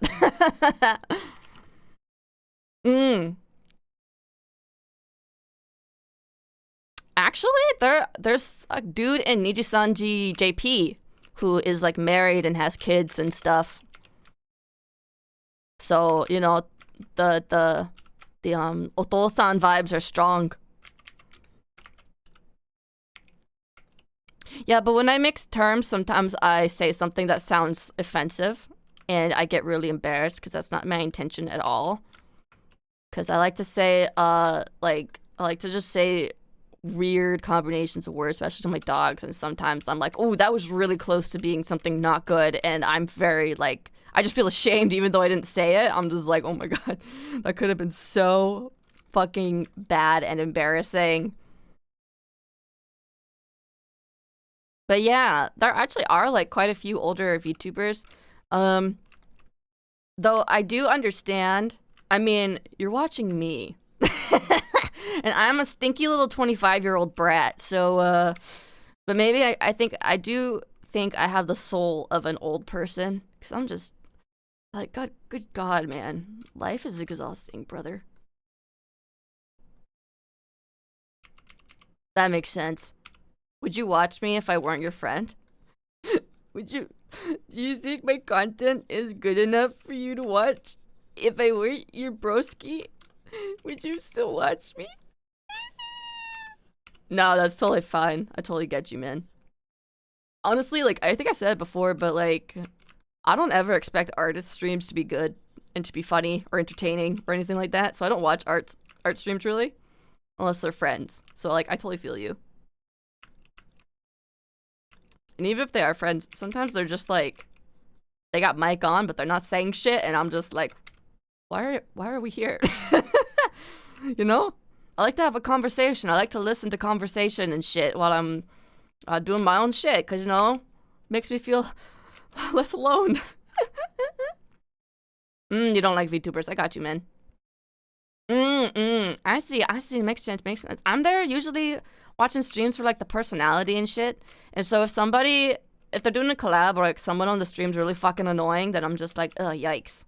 Like I was watching Girlfriend Reviews play Dead Space, and then Matt, who is like the gamer mostly, I was really enjoying his commentary because he was just talking about the game, but then his girlfriend was like being kind of annoying. And I was like, can you stop? I just want to listen to him talk about the game. I'm here for the game. I'm not here for you to badger your boyfriend about eating something healthy, okay? Stop it.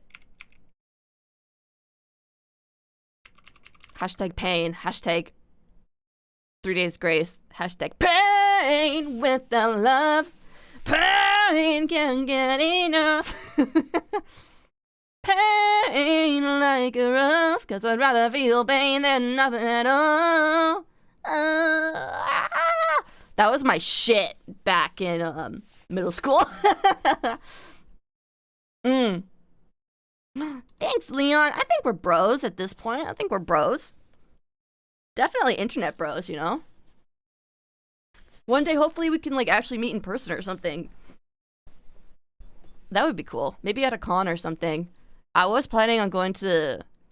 Well, me and Doro were considering going to San Diego Comic-Con next time there was a Dragon Prince panel or something. Just to be there. Just to see shit go down, you know?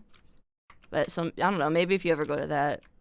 I mean, I would talk about it on... I'd be like, I'm going to this thing. Come say hi. We can just, like, hang out and fart around or something. Like, to everyone on Twitter. So, yeah. More Dead Space is fucking awesome, bro. I'm so sad to hear that Callisto Protocol is like dog shit, though. Really sad about that. Because the Callisto Protocol is made by some of the people who made Dead Space. And they were like, yeah, this is what we intended for Dead Space. But then we never got to do it. And then it was like, oh, it's shit, though. And I was like, god fucking damn it. Stop talking your game up if it's shit. I had hope. I had faith. Actually, I'm not really as much of a weenie as I used to be. Because I'm actually considering playing Dead Space. Even though, like, I kind of want to poop thinking about it. I don't do well with jump scares and bum rushes. Like, my sister and I are recording a Let's Play thing of Alan Wake. And honestly, the Let's Play channel that we do is called Sister Let's Plays. It's not... I think it's created, but we haven't posted anything. We're still... we started filming and then coronavirus hit. So, fucking pain, bro. But we did Alan Wake. And I'm the one who has to play because my sister, like, I cannot, like, play the game and think and, like, make witty jokes. So you have to play the game, okay? Like, I don't know how you do it. And I was like, oh, shit. I have to, okay. So no matter what, I have to play the games that we choose to let's play. And Alan Wake is complete dog shit. And the whole premise behind the channel was like, the original idea was we each choose games for the other person to play. And so my sister chose Alan Wake for me. And I was like, are you fucking kidding me? Because I hate Alan Wake, you know? Because A, I was scared. And then B, I hate the main character. And I hate the gameplay. And I'm bad at horror games and shit. So yeah. Pain.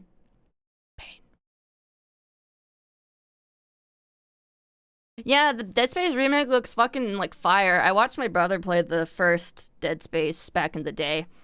It's basically like OG Let's Plays. It's just me watching my brother play games. And if he ever went to go play a game, he would be like, hey, Heifer, I'm gonna go play Dead Space. You wanna watch? And I'd be like, I'm coming.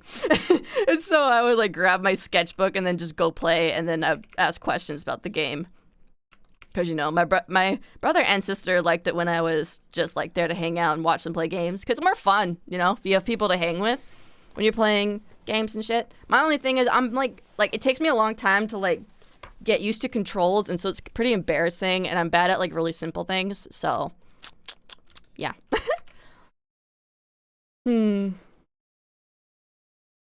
Wonder if it has something to do with how much someone is inclined to form parasocial relationships. Yeah. No, that is completely true because a lot of it, like there was this one HoloLive VTuber, Lucia, and she very much encouraged parasocial relationships. And part of the thing with VTubers is A, you don't know what they look like generally, and B, you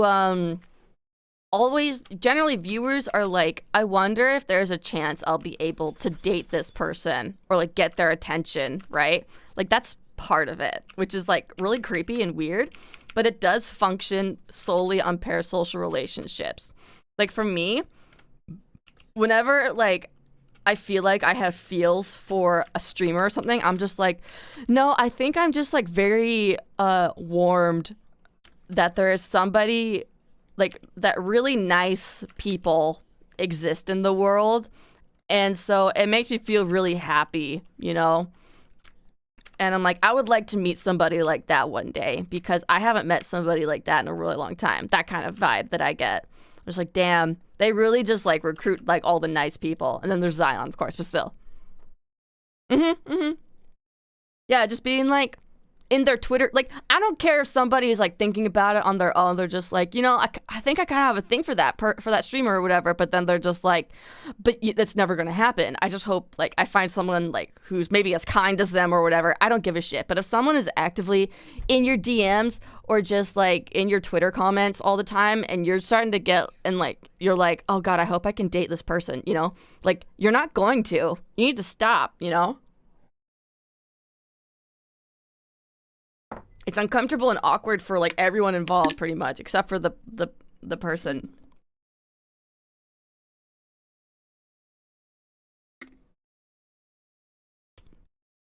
Yeah, we could totally like try and Discord and stuff.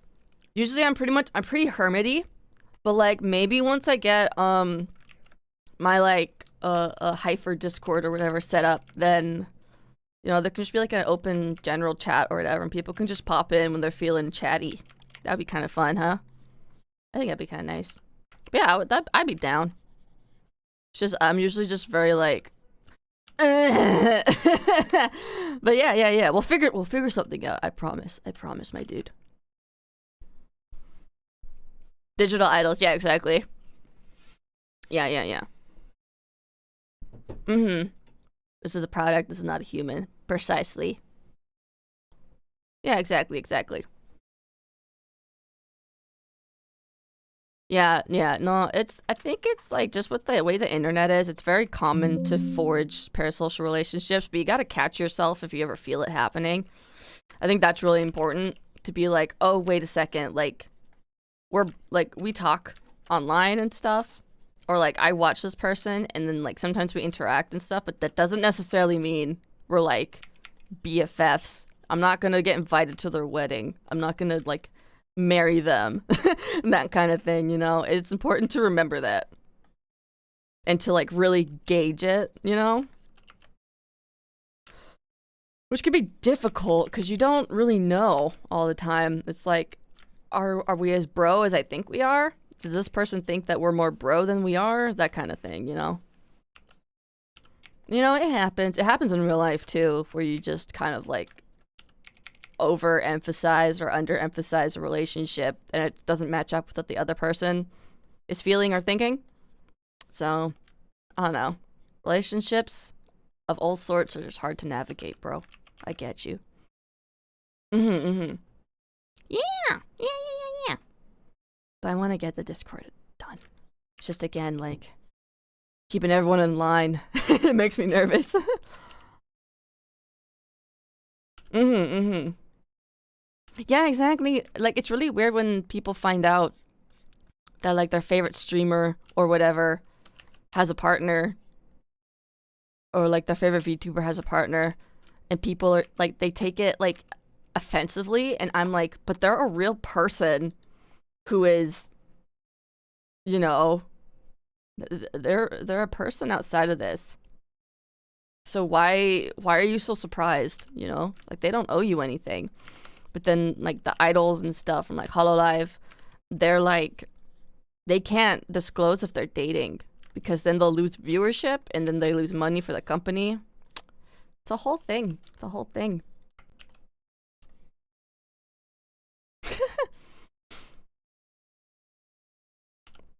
Oh my god.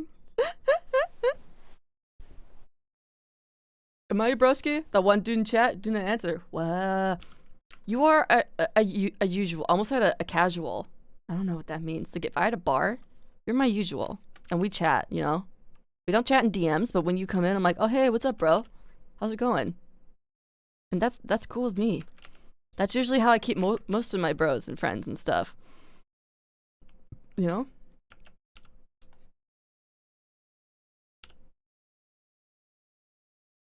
Yeah. No, I totally get it. And, like, honestly, you're one of the first people who has been very excited about one of my projects and stuff. So I was like, oh my god, what do I do?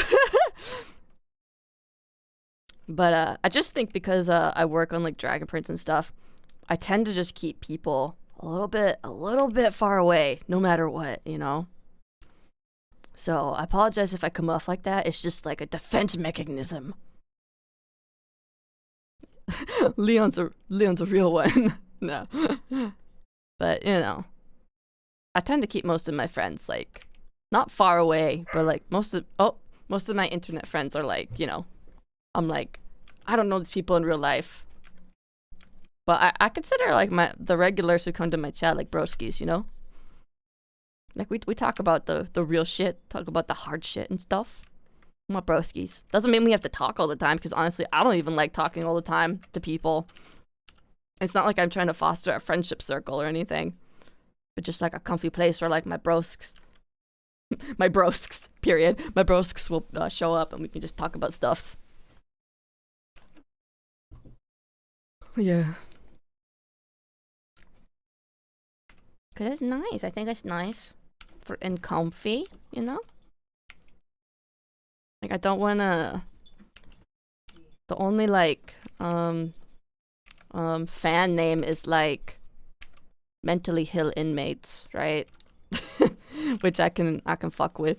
I'm not like, oh my god, my fans. Like, no. That, like, the connotation or implication of that means I am above people, or I think I am above people, and that's gross. You know?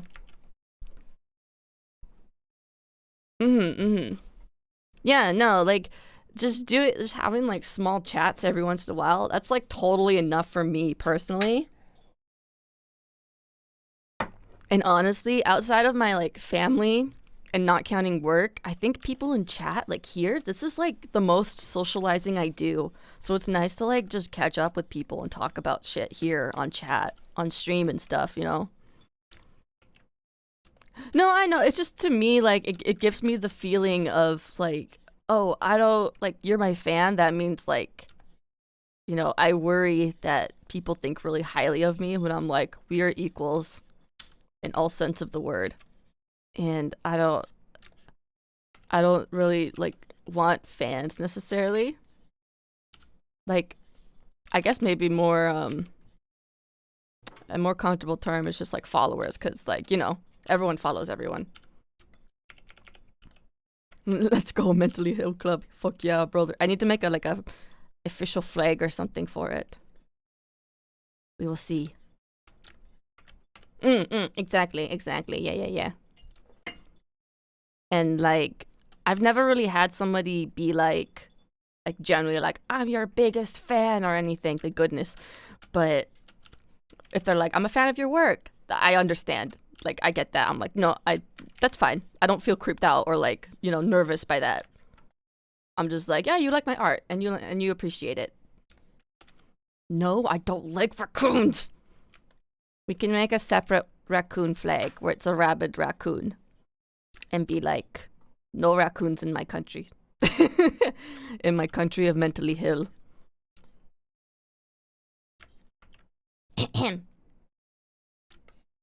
Man, these morning streams always go like so long. It's so nice. It's been like 2 hours, bro. And you know, I'm gonna regret saying this, but OBS really has not been fucking with me lately. It's been letting me stream without freezing. And I think that's really beautiful. I think we're getting along finally. OBS is like, hey bitch, I'm not gonna fuck your skis up. And I'm like, thank you. That's really quite big of you to not like come after me like this as a hate crime, you know, as a hate crime to a white person. Okay. Yeah, OBS is like, you obey me, you appreciate me, you pray to me all the time. I accept you. You know, this is like a Cthulhu relationship, Cthulhu worshiper relationship.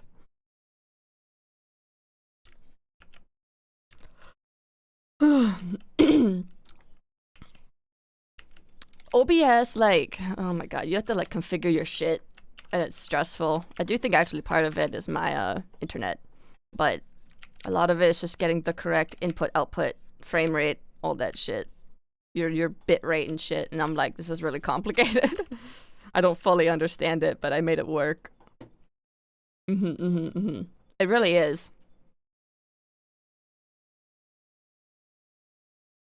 Yeah. I'm glad that you like the weekend streams. There'll probably be one tomorrow as well. You know, still in bed 11. That's fine. Live your best life, bro. Take care of yourself. Self-love. I just feel like I get kind of anxious if I stay in bed too long, you know. That hand looks whack, but I can't be freaking bothered to fix it right now. I think I wanted the pants just to be like pure black, though. Like, boom. But then that goes against the rest of the color palette, and that pisses me off. Honestly, it'll probably be like 9 o'clock or something tomorrow. Just because, like, the reason I stream really early on the weekdays is because I have work, right?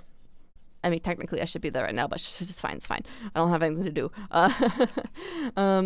Yeah, I usually stream really early just because I'm doing it before work, because I'm really tired at night, and I don't want to yell as much at night, you know?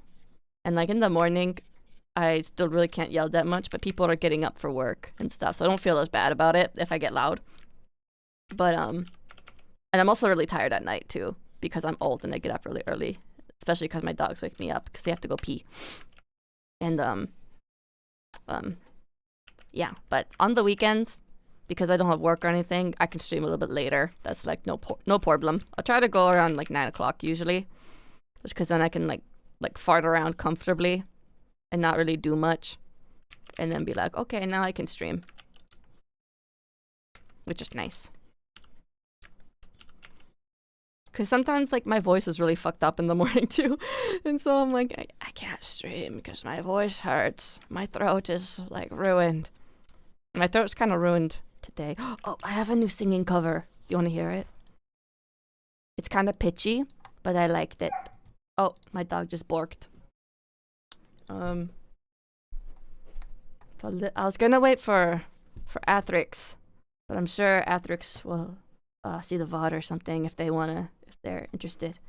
Now I was actually gonna upload this to what is it called? YouTube. I was gonna upload it to YouTube. Oh God, my brain's not working. Right. Okay, there we go. Are you ready? Are you ready? Is my desktop? Yes. Okay. Okay. Okay. Don't be mean. I tried. Here we go. Here we go. Here we go. These scars long have yearned for your tender caress, to bind our fortunes down, but the stars zone rend my heart open, then your love profess, a winding, weaving fate to which we both atone. You flee, my dream come the morning. Your scent berries tart, lilac sweet. To dream of raven locks and twisted stormy, of violet eyes glistening as you weep. The wolf I will follow into the storm, to find your heart, its passion displays, by higher ever growing, hardening into stone, amidst the cold to hold you in a heated embrace. You flee, my dream come the morning. Your scent berries tart, lilac sweet. To dream of raven locks and twisted stormy, of violet eyes glistening as you weep. I know not if fate would have us live as one, or if by love's blind chance we've been bound. The wish I whispered when it all began, did it for to love you might never have found. You flee, my dream come the morning. Your scent berries tart, lilac sweet. To dream of raven locks and twisted stormy, of violet eyes glistening as you weep.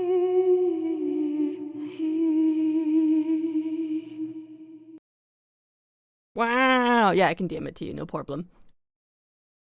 Yeah, it's very much a like bardic song, and plus, like, I don't know, I probably didn't do a great job doing it, cause I didn't. Yeah, I was just like, I'm just sorry. You're gonna see my thing real quick. Cooper, stop! Freaking hit me in the butt.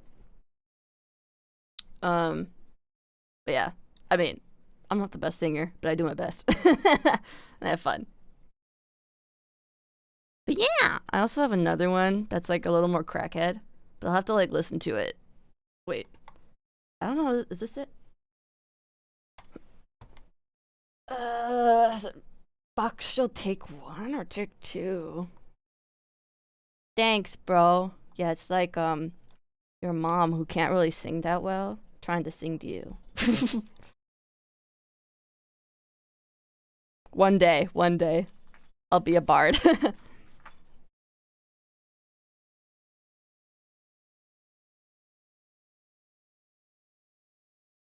So I'm listening to something real quick.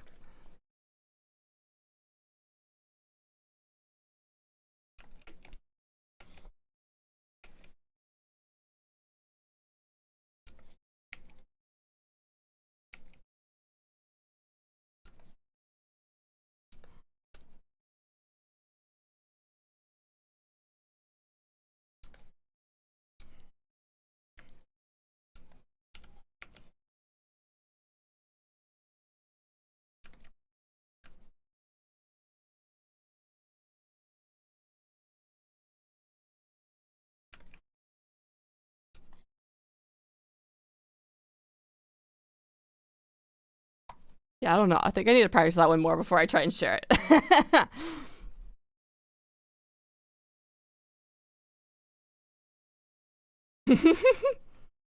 Oh yeah, I would love to do that. That'd be so fun. But you know, every D&D campaign I've always been a healer, mostly clerics. One time a paladin. Yeah, I would love that, man. That's my vibe. Like when my brother and sister have childrens, I'm be the one who's like, gather round, my children. Come here, my nieces and or nephews. Healer bard. Honestly, not a bad idea. Not a bad idea. I usually play support. I think I actually always play support in D&D because everyone wants to be fucking DPS. Everyone wants to go and like, you know, do all the cool combat stuff. And I'm just like, I just want to keep you idiots alive. So I think I'd want to be a changeling bard. I think that'd be pretty fun.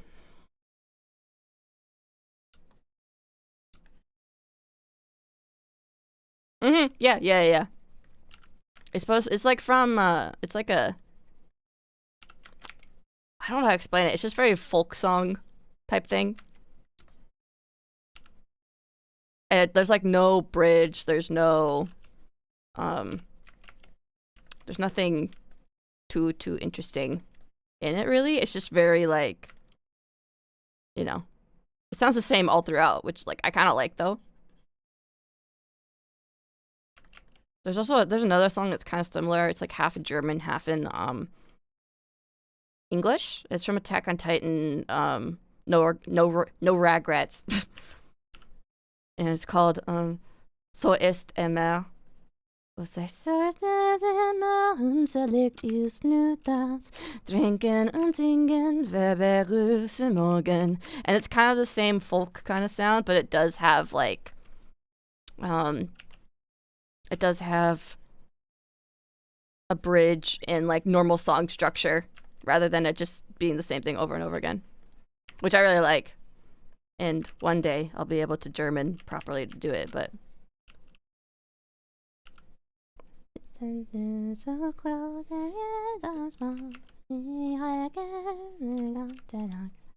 Vogel im Käfig, yeah, bird in a cage, yeah. That'd be fun. Oh my god, I love Guden no Yumiya. So fucking fun. Sie sind das Erste, nein, wir sind die Jäger. Ho, ho. Der Jäger. Ho, ho, ho, ho. 生まれた花の名前も知らずに地に落ちた鳥は風を待ちわびる拾ったところで何も変わらない今を変えるのは I love that song.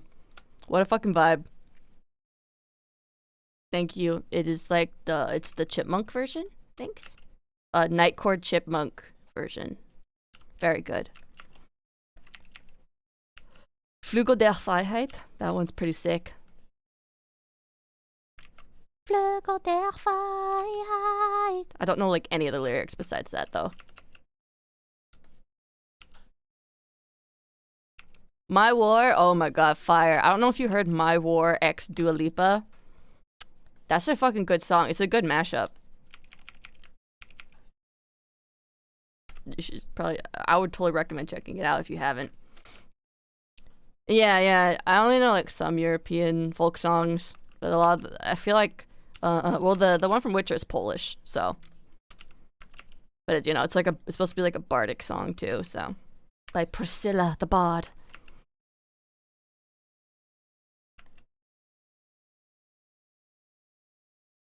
No, I have not. I've not heard those, but I will check them out later if I remember. It's either someone being very quiet or belting into a mountain. I love that. I love that. That vibe, me. Relatable.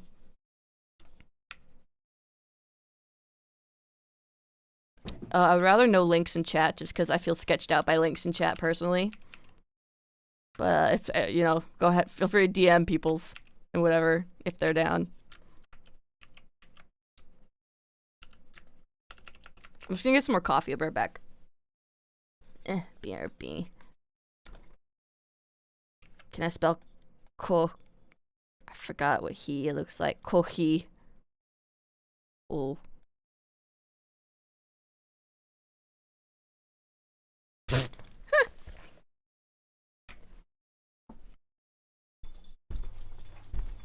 What are you doing, Casey? I think time.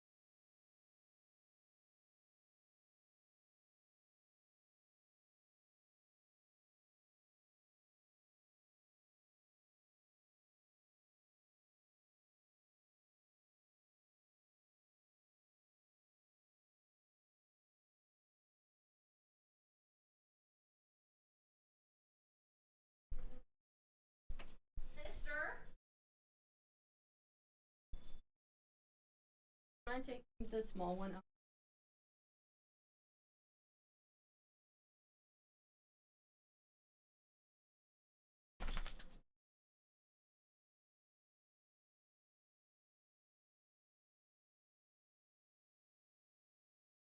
I wouldn't.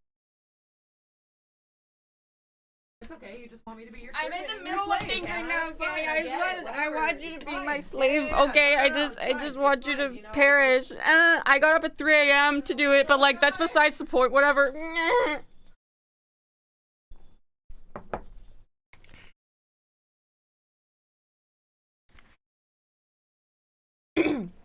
Ow.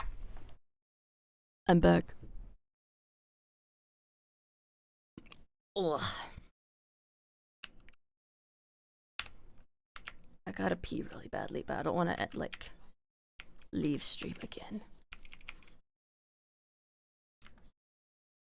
Excuse me.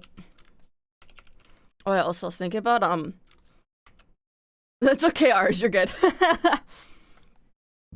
I encourage chat to speak amongst themselves. It's all good. It's just I think my one rule is just like I prefer not to have links in chat just because it sketches me out a little bit. But yeah, no, feel free to talk amongst yourselves. It's totally cool, bro. I just prattle on about random shit anyway. Leon, you can't keep me here. I'm your dad, you motherfucker. Baby boy, baby. Don't do this to me. You're fucking Oyaji, okay? Don't do this. Don't do this. Actually, I think I'm more like an Anaki. Don't do this to your freaking Oni-chan, bro. Don't do this to me. I love that too. It's so fun. Like, let it rip. Like, Beyblade, let it rip. Dragoon, go. Oh yeah, I rejected fatherhood. I am now brother. I'm big brother now. I am your Aniki. Please treat me with respect and kindness. And then I'll pat your head and be like, いい子だ。今日は元気だね。高校はどうですか? Oh yeah, and the type of singing where like the two-tone singing, that's super freaking dope, dude.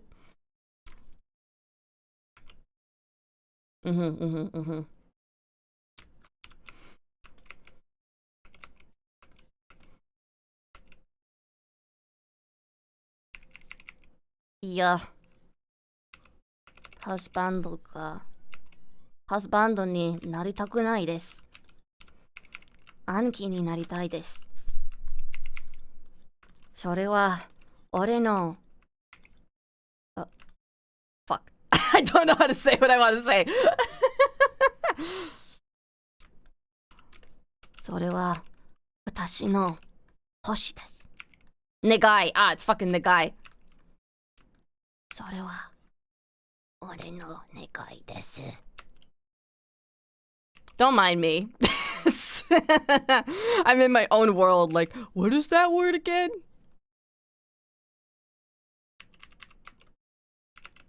それはイタリア語じゃないよ。ああ、お前、本当に恥ずかしいんだろうな。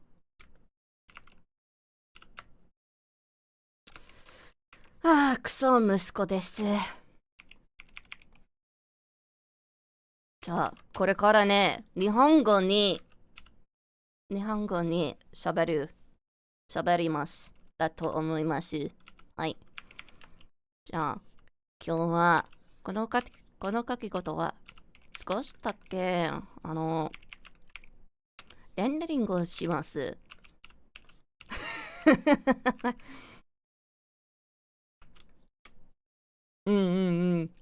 That's cool. I mean, do what you want. Doesn't mean anyone's gonna reply to you. You're forced to listen to me talking JP, bro.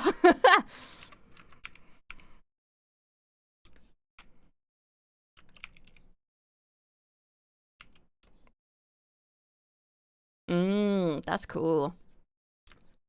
I like yodelers.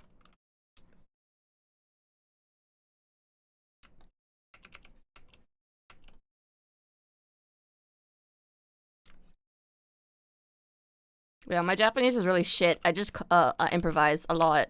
My dad's girlfriend is Japanese. And sometimes I'll talk to her in Japanese. And she's like, wow, you're so good. Like, you're really good. I'm like, oh, fucking not. Thank you for gassing me up, though.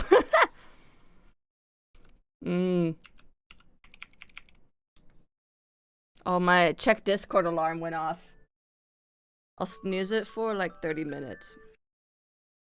Snooze it for an hour. Just because I don't know how long stream's gonna be. Yeah, my dad's girlfriend is Japanese. My dad's fucking weird about it. He's like, I know you like Japan, and like I thought you'd be excited to meet her because she is Japanese. And I'm like, Dad, that doesn't fucking mean anything. Just because he's Japanese doesn't mean I'm gonna fucking like her right away. Because he'd been like, this was like when he was dating a lot. And I was like, I'm not fucking interested in meeting every single one of the women you're dating, okay? But then it turns out I actually do really like his girlfriend.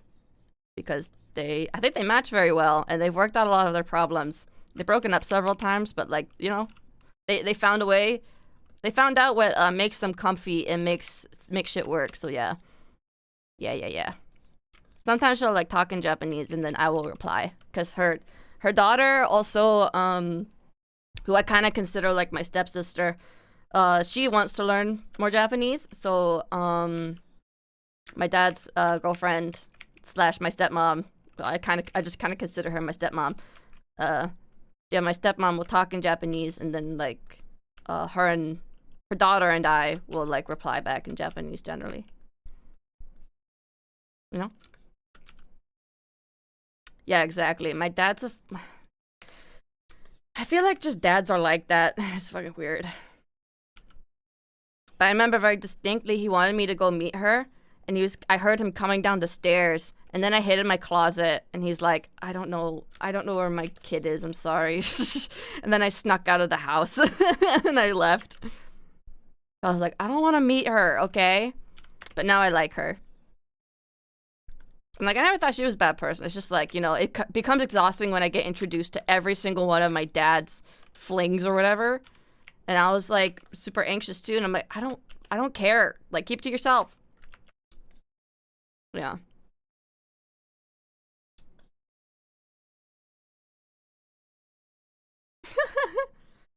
Honestly, I don't care if people judge my Japanese. Like, I'm not trying to be a dick about when I use Japanese. I'm not trying to fucking mock people or like mock the language, you know? I might use it to make a joke, but it's not like I don't Nihongo to be a jerk to Japanese people or the language. I'm earnestly trying to use it. It's just I'm not good at it. You know? It's like when like JP streamers earnestly are using English, you know, to get better at it, and maybe their English isn't like top tier, but you know, it's a vibe. It's fun too.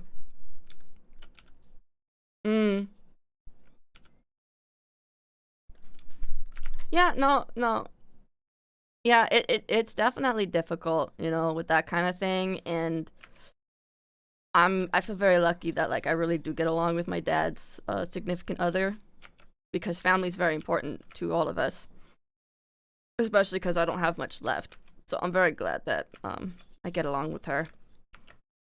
It's just I know that it's very tropey to not get along with your parents, like new partner and stuff. And so I was really worried about that. But you know, when you become like old, you're just like, whatever. So like even if you feel awkward with your half sister's mom or such, my sister's yelling. Then like, you know, as you like get older and as you get to know them, because like I think once you're an adult, then you can relate to other adults a lot more, right? And like again, I'm 25, and I only really started relating to my stepmom when I was 24, because you know we're all adults and we're all bitching about the same stuff, and you just kind of start to understand other adults a lot more as well. And so that's like the only reason. But I know that when I was a teenager, and I guess very early 20s, I was not interested in understanding her, and I was not interested in forming a relationship. But you know, those feelings change. Things change definitely over time. Like your parents become more of your friends when you're older too, you know? Because they have less control over you, and they're just like, hey, how's it going? Do you want to come over for dinner? You want to hang out? You want to do this thing with me? It's less like that. And then I know when my dad starts to like dad me, I'm just like, I'm about to lose my shit, bro. You just back off, okay? I know I'm your baby forever, but you're making me want to throw hands. Mm-hmm. Yeah, exactly. Like you grow to like people, and it's just like that initial feeling of ugh, but you know, sorry, I'm stretching my back. I'm fucking old. Yeah. You grow to like people, and it like I used to also kind of think like, oh, I don't like this person right away. I'm doomed. Like this is all doomed.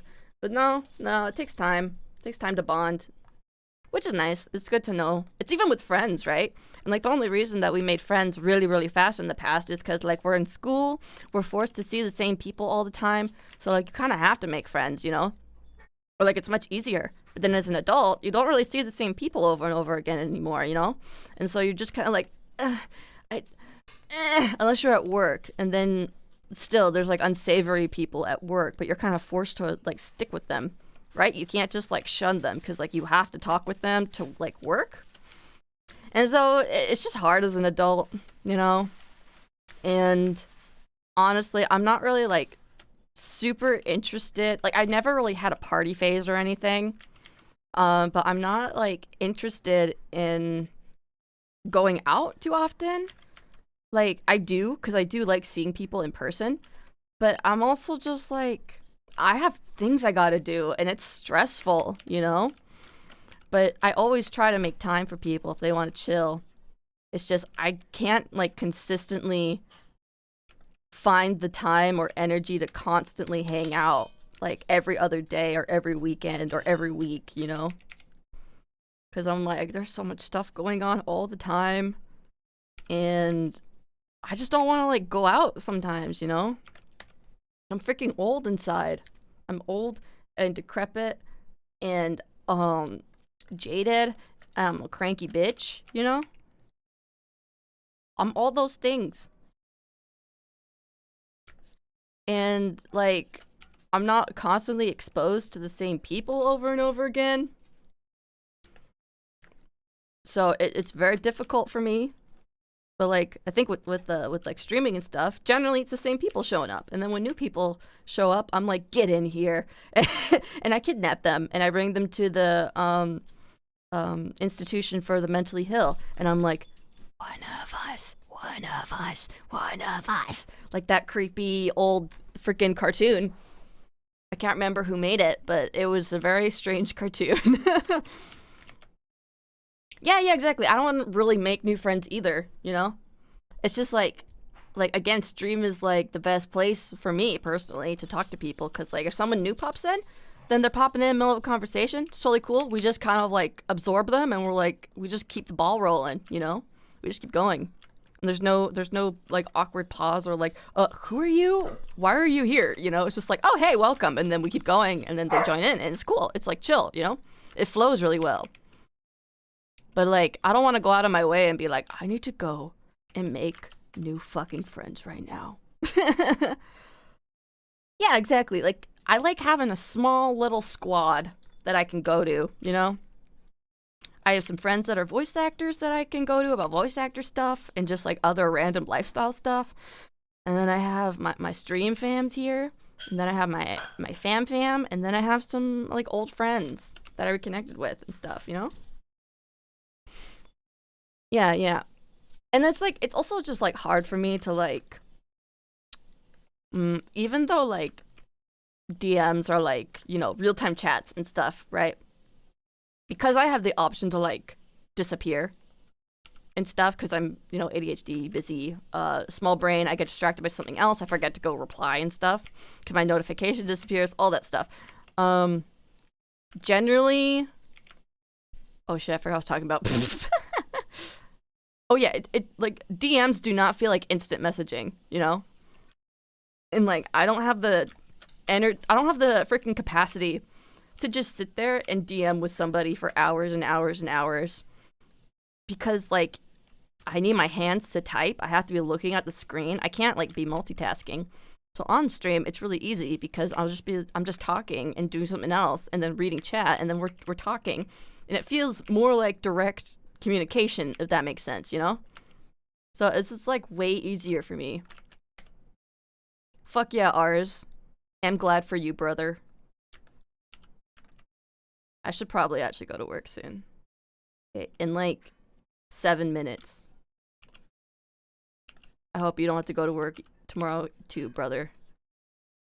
I'm not. Tomorrow's Saturday. They can eat my ass. I always say no to overtime because I'm a bad employee. And I'm like, I have plant things to do, and I have plans to stream. So you can get away from me. Thanks. Yeah, I appreciate that, Leon. Yeah, streams, like, I honestly, like, prefer talking to people through stream as well, which is kind of weird, maybe? But I'm just not good at DMs or texts or anything. They can't afford to be rid of you. Yeah, exactly. I'm just like, you need me, and I know you need me, so I don't need to try that hard, because I'm the only one you have.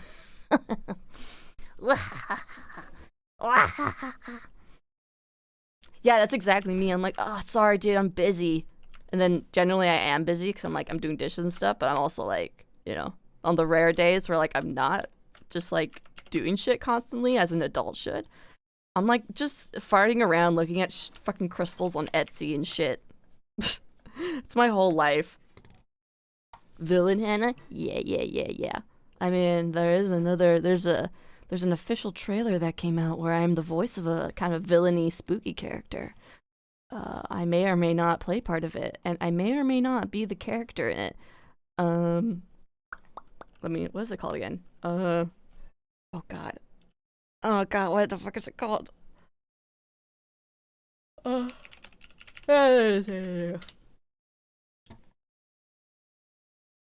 may or may not have something to do with this. You know, I am just saying. There was a cataclysm on Earth. Oh my god, who is that talking? Humanity had no choice but to flee out into space for a chance at life among the stars. Who is that? That's so crazy. Though not everyone chose the same path, each would advance their way of life far beyond the constraints of Earth. Who is that? That is so wild. Some, however, were forced to stay behind. What? But the planet has healed once again, and a vast source of power has awakened.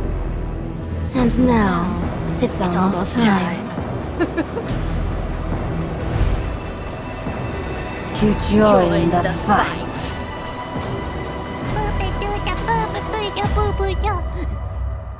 Join the fight. Parallel. For the access. Visual target. Working brackets.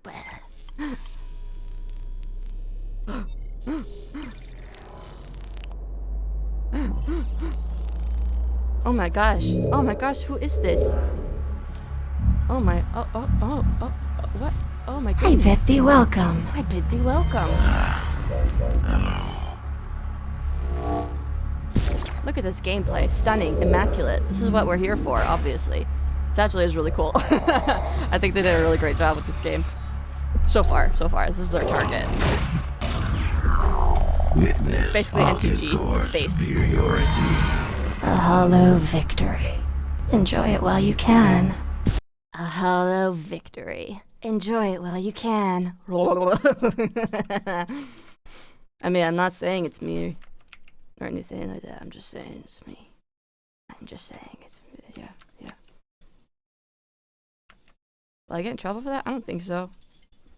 I don't talk about it because I'm not really sure if I'm allowed to yet, but you know, it's me. And so it's pretty cool. It's pretty cool. It is like a NFT thing or a Web3 thing. I didn't know that when I auditioned and booked it, and after I recorded it, I didn't know that it was a TCG that was Web3, but I don't care. I think it's really cool. It doesn't look shitty at all.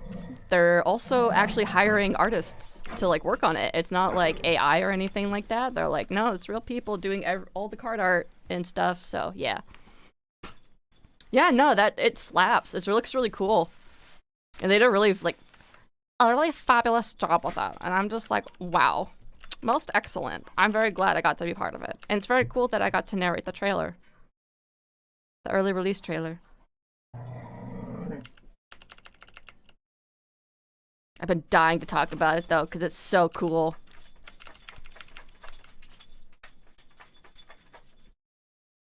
Because like I basically get to like voice a commander, you know, from Magic. And I actually voiced two characters in the game. So I get to be like two commanders, and I was like, oh my god, I get to be a commander. And I think it's just really cool. It's just really, really cool. Oh, that would be so fun. That's like the dream, bro, is to be like a really sick Star Touch elf with like a really fun accent and stuff. Man. Ugh. But, you know, I mean, maybe one day. Who knows? I would really like to do that. I've only really auditioned for like one character in Dragon Prince, but I didn't get it because it went to a trans actor, as it should have. So, I bet you can guess.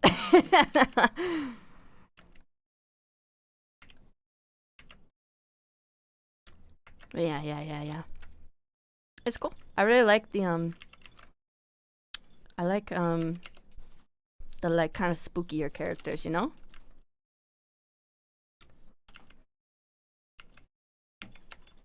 Nah, I know what you mean. It'd be dope as fuck, bruv. It's okay, we use 90s lingo around here, alright? Like, it'd be sick as shit, bruv. Sick, dope, pog, even though that's not, you know. I remember very distinctly when I was part of the VO Twitter scene, I would say dope a lot in my tweets and replies to tweets. And then suddenly I saw everybody using dope. And I was like, stop copying me. I auditioned for a character, for sure.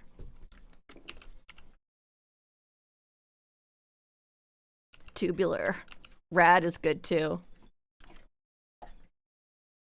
I like Sick Nasty. I feel like that was more of like a 2000s kind of thing, you know. Fire, I also like Fire. Like, oh, that's so fire, bruh. I don't know when that was like popular. I feel like it's been popular for a long time. Yeah, I like Rad. Rad is good. Rad's very fun.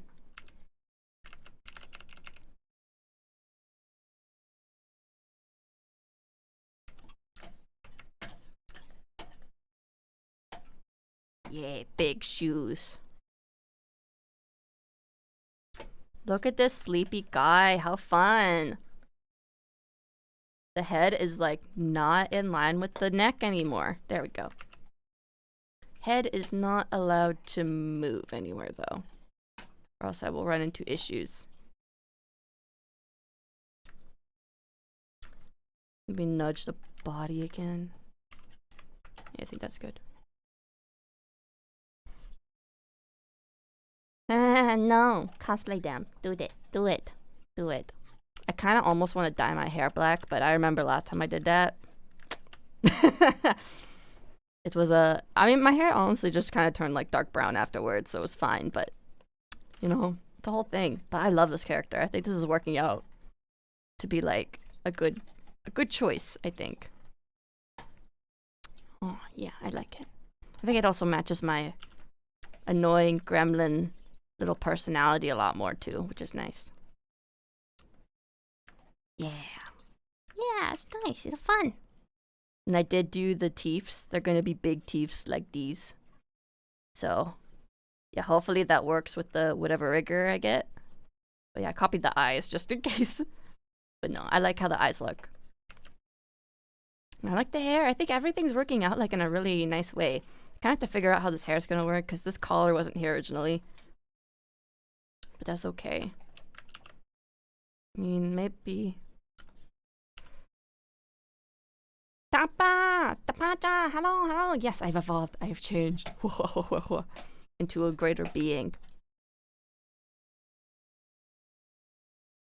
I don't work in 2D animation. I work in 3D animation. So first step would be look for a studio that does 2D, which would be Powerhouse in the States, and Titmouse in the States. Those are two big ones that do 2D animation. Those are all like drawn animation as well, so like in an anime-esque style. There's also, if you want to work in Harmony, or I don't really know if we use Flash anymore, but Harmony is very, very, very, very common, especially in Vancouver. So just look for a studio that does like specializes in that, and then look at the requirements for submitting, and then look for a school, because it's always important to make sure you have somewhere to work after, you know. And you know, Vancouver is very much a hub of animation, so I didn't really have any fears, since there's so many studios where I live, around where I live at least. And plus, I've done stuff abroad and stuff too from home, freelance.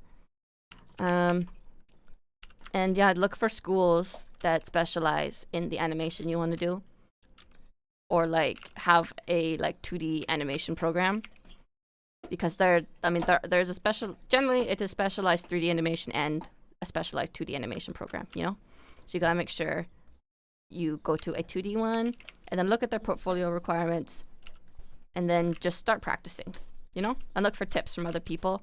Maybe look at other people, their employees or whatever that are listed on the website for whatever studio you're interested in, and then look at their work, and then try to compare yourself to it. Don't get down on yourself if you're not as good as them, because they're industry professionals who've probably been doing it for a long time, you know. But it's good to have something to look at, to be like, okay, I gotta get to that point, you know. So yeah, look at what industry professionals are doing, and be like, am I there? What do I need to do to improve to get there? Etc., that kind of thing. Yeah, that's my tip, I think.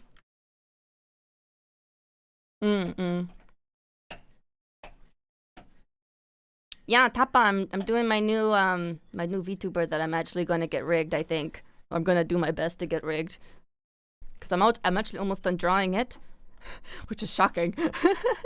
Like the rendering is like almost I would say like 70% ish.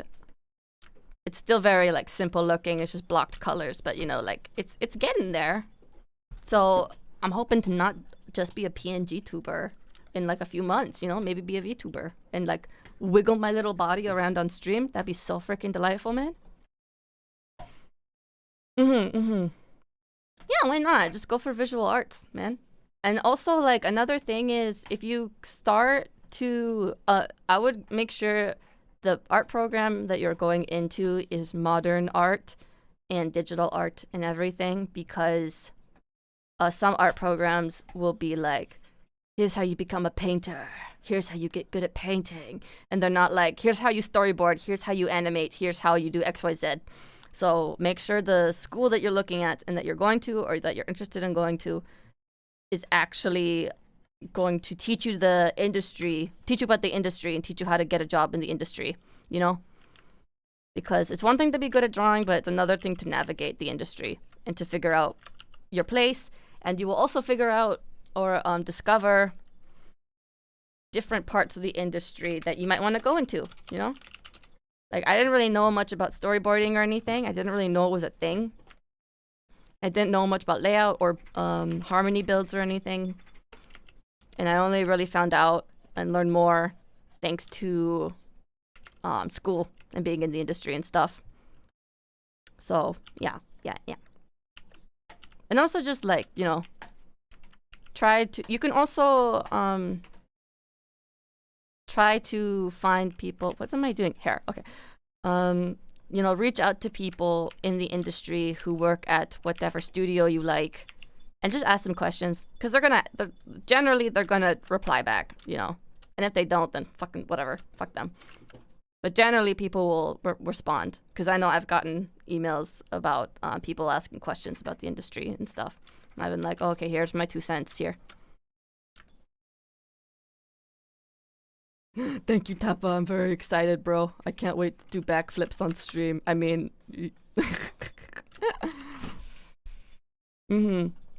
yeah, I like my PNG tuber too. I think it's very cute. And in some ways, I'm like, it's kind of more flexible to have a PNG tuber, you know? Because then if I change my design, it's not a big deal. But yeah, I've always been really amazed by just how VTubers move. And their mouths and the tracking and stuff, and I'm just like, that's so fucking cool. Like, I want to do that. I want to be like that, you know? And the struggle has just been trying to create a model that I feel comfortable in, you know? And that I feel like resonates with me and my personality and voice and stuff. And I think this one is kind of like, it's going there. Yes. I don't need anything that's like full body, like fucking legs crossing, arms flailing around, that shit. I just need like, I want my head to turn, and I want my face to be like very well rigged to be very expressive and look good and not have glitchy weird eyelids or anything, you know?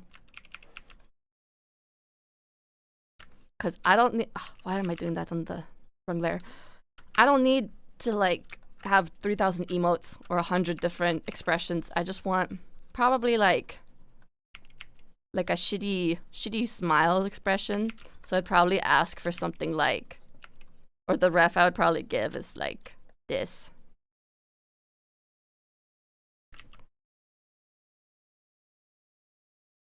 I probably have to make a new mouth for it, but I don't know. Something like that for one of the expressions. And then probably like, you know, the upturned, like, sad kind of face situation. That's probably the only thing that I'd ask for.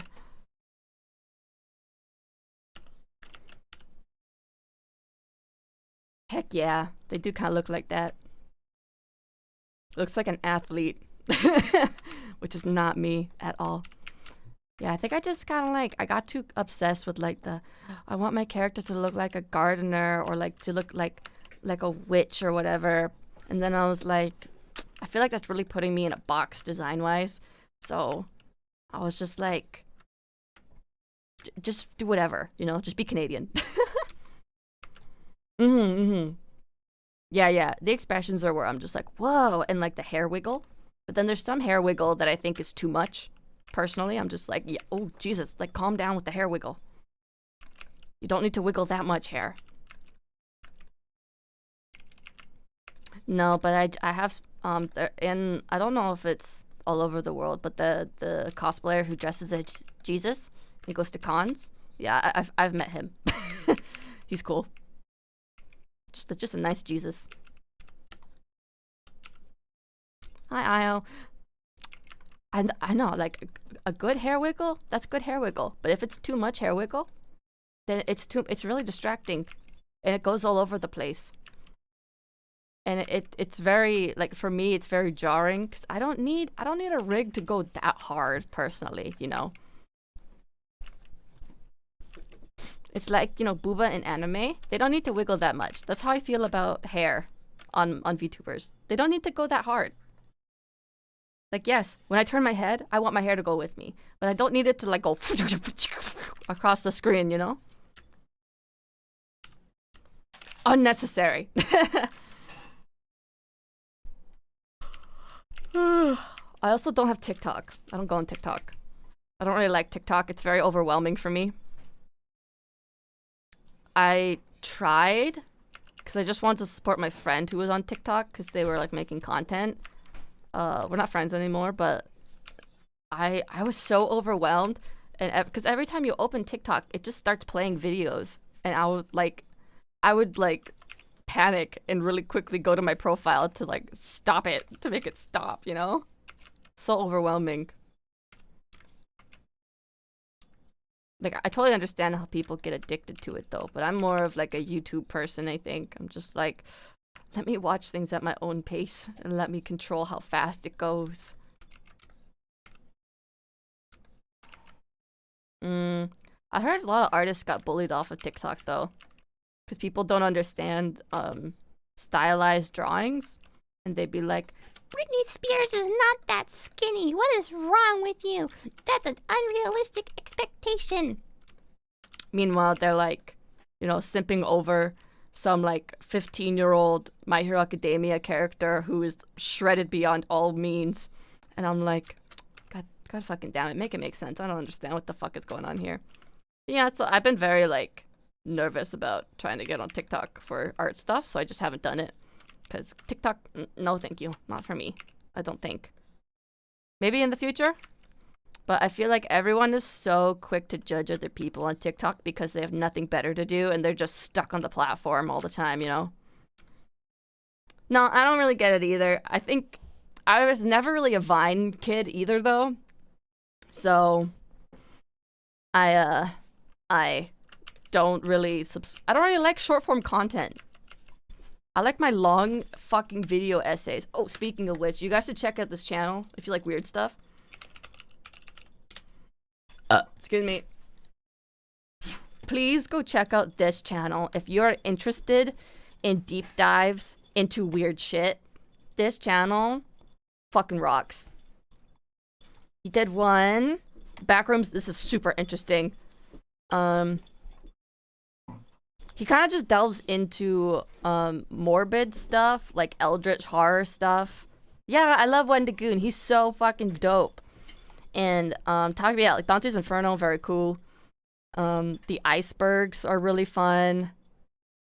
Where's that one? It's called like Mystery Flesh Pit National Park. That's like one of my favorite videos of all time. Oh, I love the stairs one. My dogs are fighting and they're fucking running into my wires. Go away, Cooper. And yeah, his videos are so good. Yeah. Stop it! And he just goes over ARGs and stuff too. It's just so good. He's so likable, and he's just like, he's all Texan and stuff. And he's like, I'm religious, but like, I'm not gonna shove it down people's throats. Like, I go to church and stuff, but it's just kind of something I do, and I enjoy being religious. And I'm like, I appreciate that. Thank you for not shoving it down my throat and stuff. And he'll talk about like biblically accurate angels and stuff and all that stuff. It's very interesting. He's a very, very genuine person, you know? So I really, he's very interesting to talk to, very spiritual as well, which I think is very, very great. Exactly. Yeah, very wholesome Southern analysis. And he talks about horror. He is just very understanding, very kind to everybody. I'm starting to talk in a Texan twang. Here we go. We're stuck with this now. And I just really appreciate it when I see people, because like, I kind of resonate with him a lot, because when he does his videos, he's like, I don't know if you found this interesting, but I found it interesting. So I hope you enjoyed that. And he just talks about things that he finds interesting. And I'm like, me too. I love that for me. I love that for him. Because, you know, when you hear somebody talk about something they're very passionate about, that's the best feeling in the world. You're just like, oh my God, this is very entertaining. I don't know what's going on, but I am learning. I'm learning some stuff, and you are having a great time explaining this stuff to me. I don't fully understand it, but I'm here for it, you know? That's the greatest thing, greatest feeling in the world. And my dogs are twisting my chair around. I'm about to lose my shit, and I have to pee, so this is really bad. I'm a ticking time bomb, basically. You know? I don't know, Ars. I can't make those fucking choices for you, buddy. What the fuck is this little spot right here? But same with British accents. If I start doing a British accent, like, I learned most of my accents from Dark Souls, right? So if I start doing something like this, to be a really solemn British person, then I get quite stuck in it for a while. And I can't get out of it. Mostly because I think it sounds quite pretty. But it's very comfortable to speak like this sometimes. You know? Thank you. I don't really know if it's like worthy of any like... It's most definitely not the greatest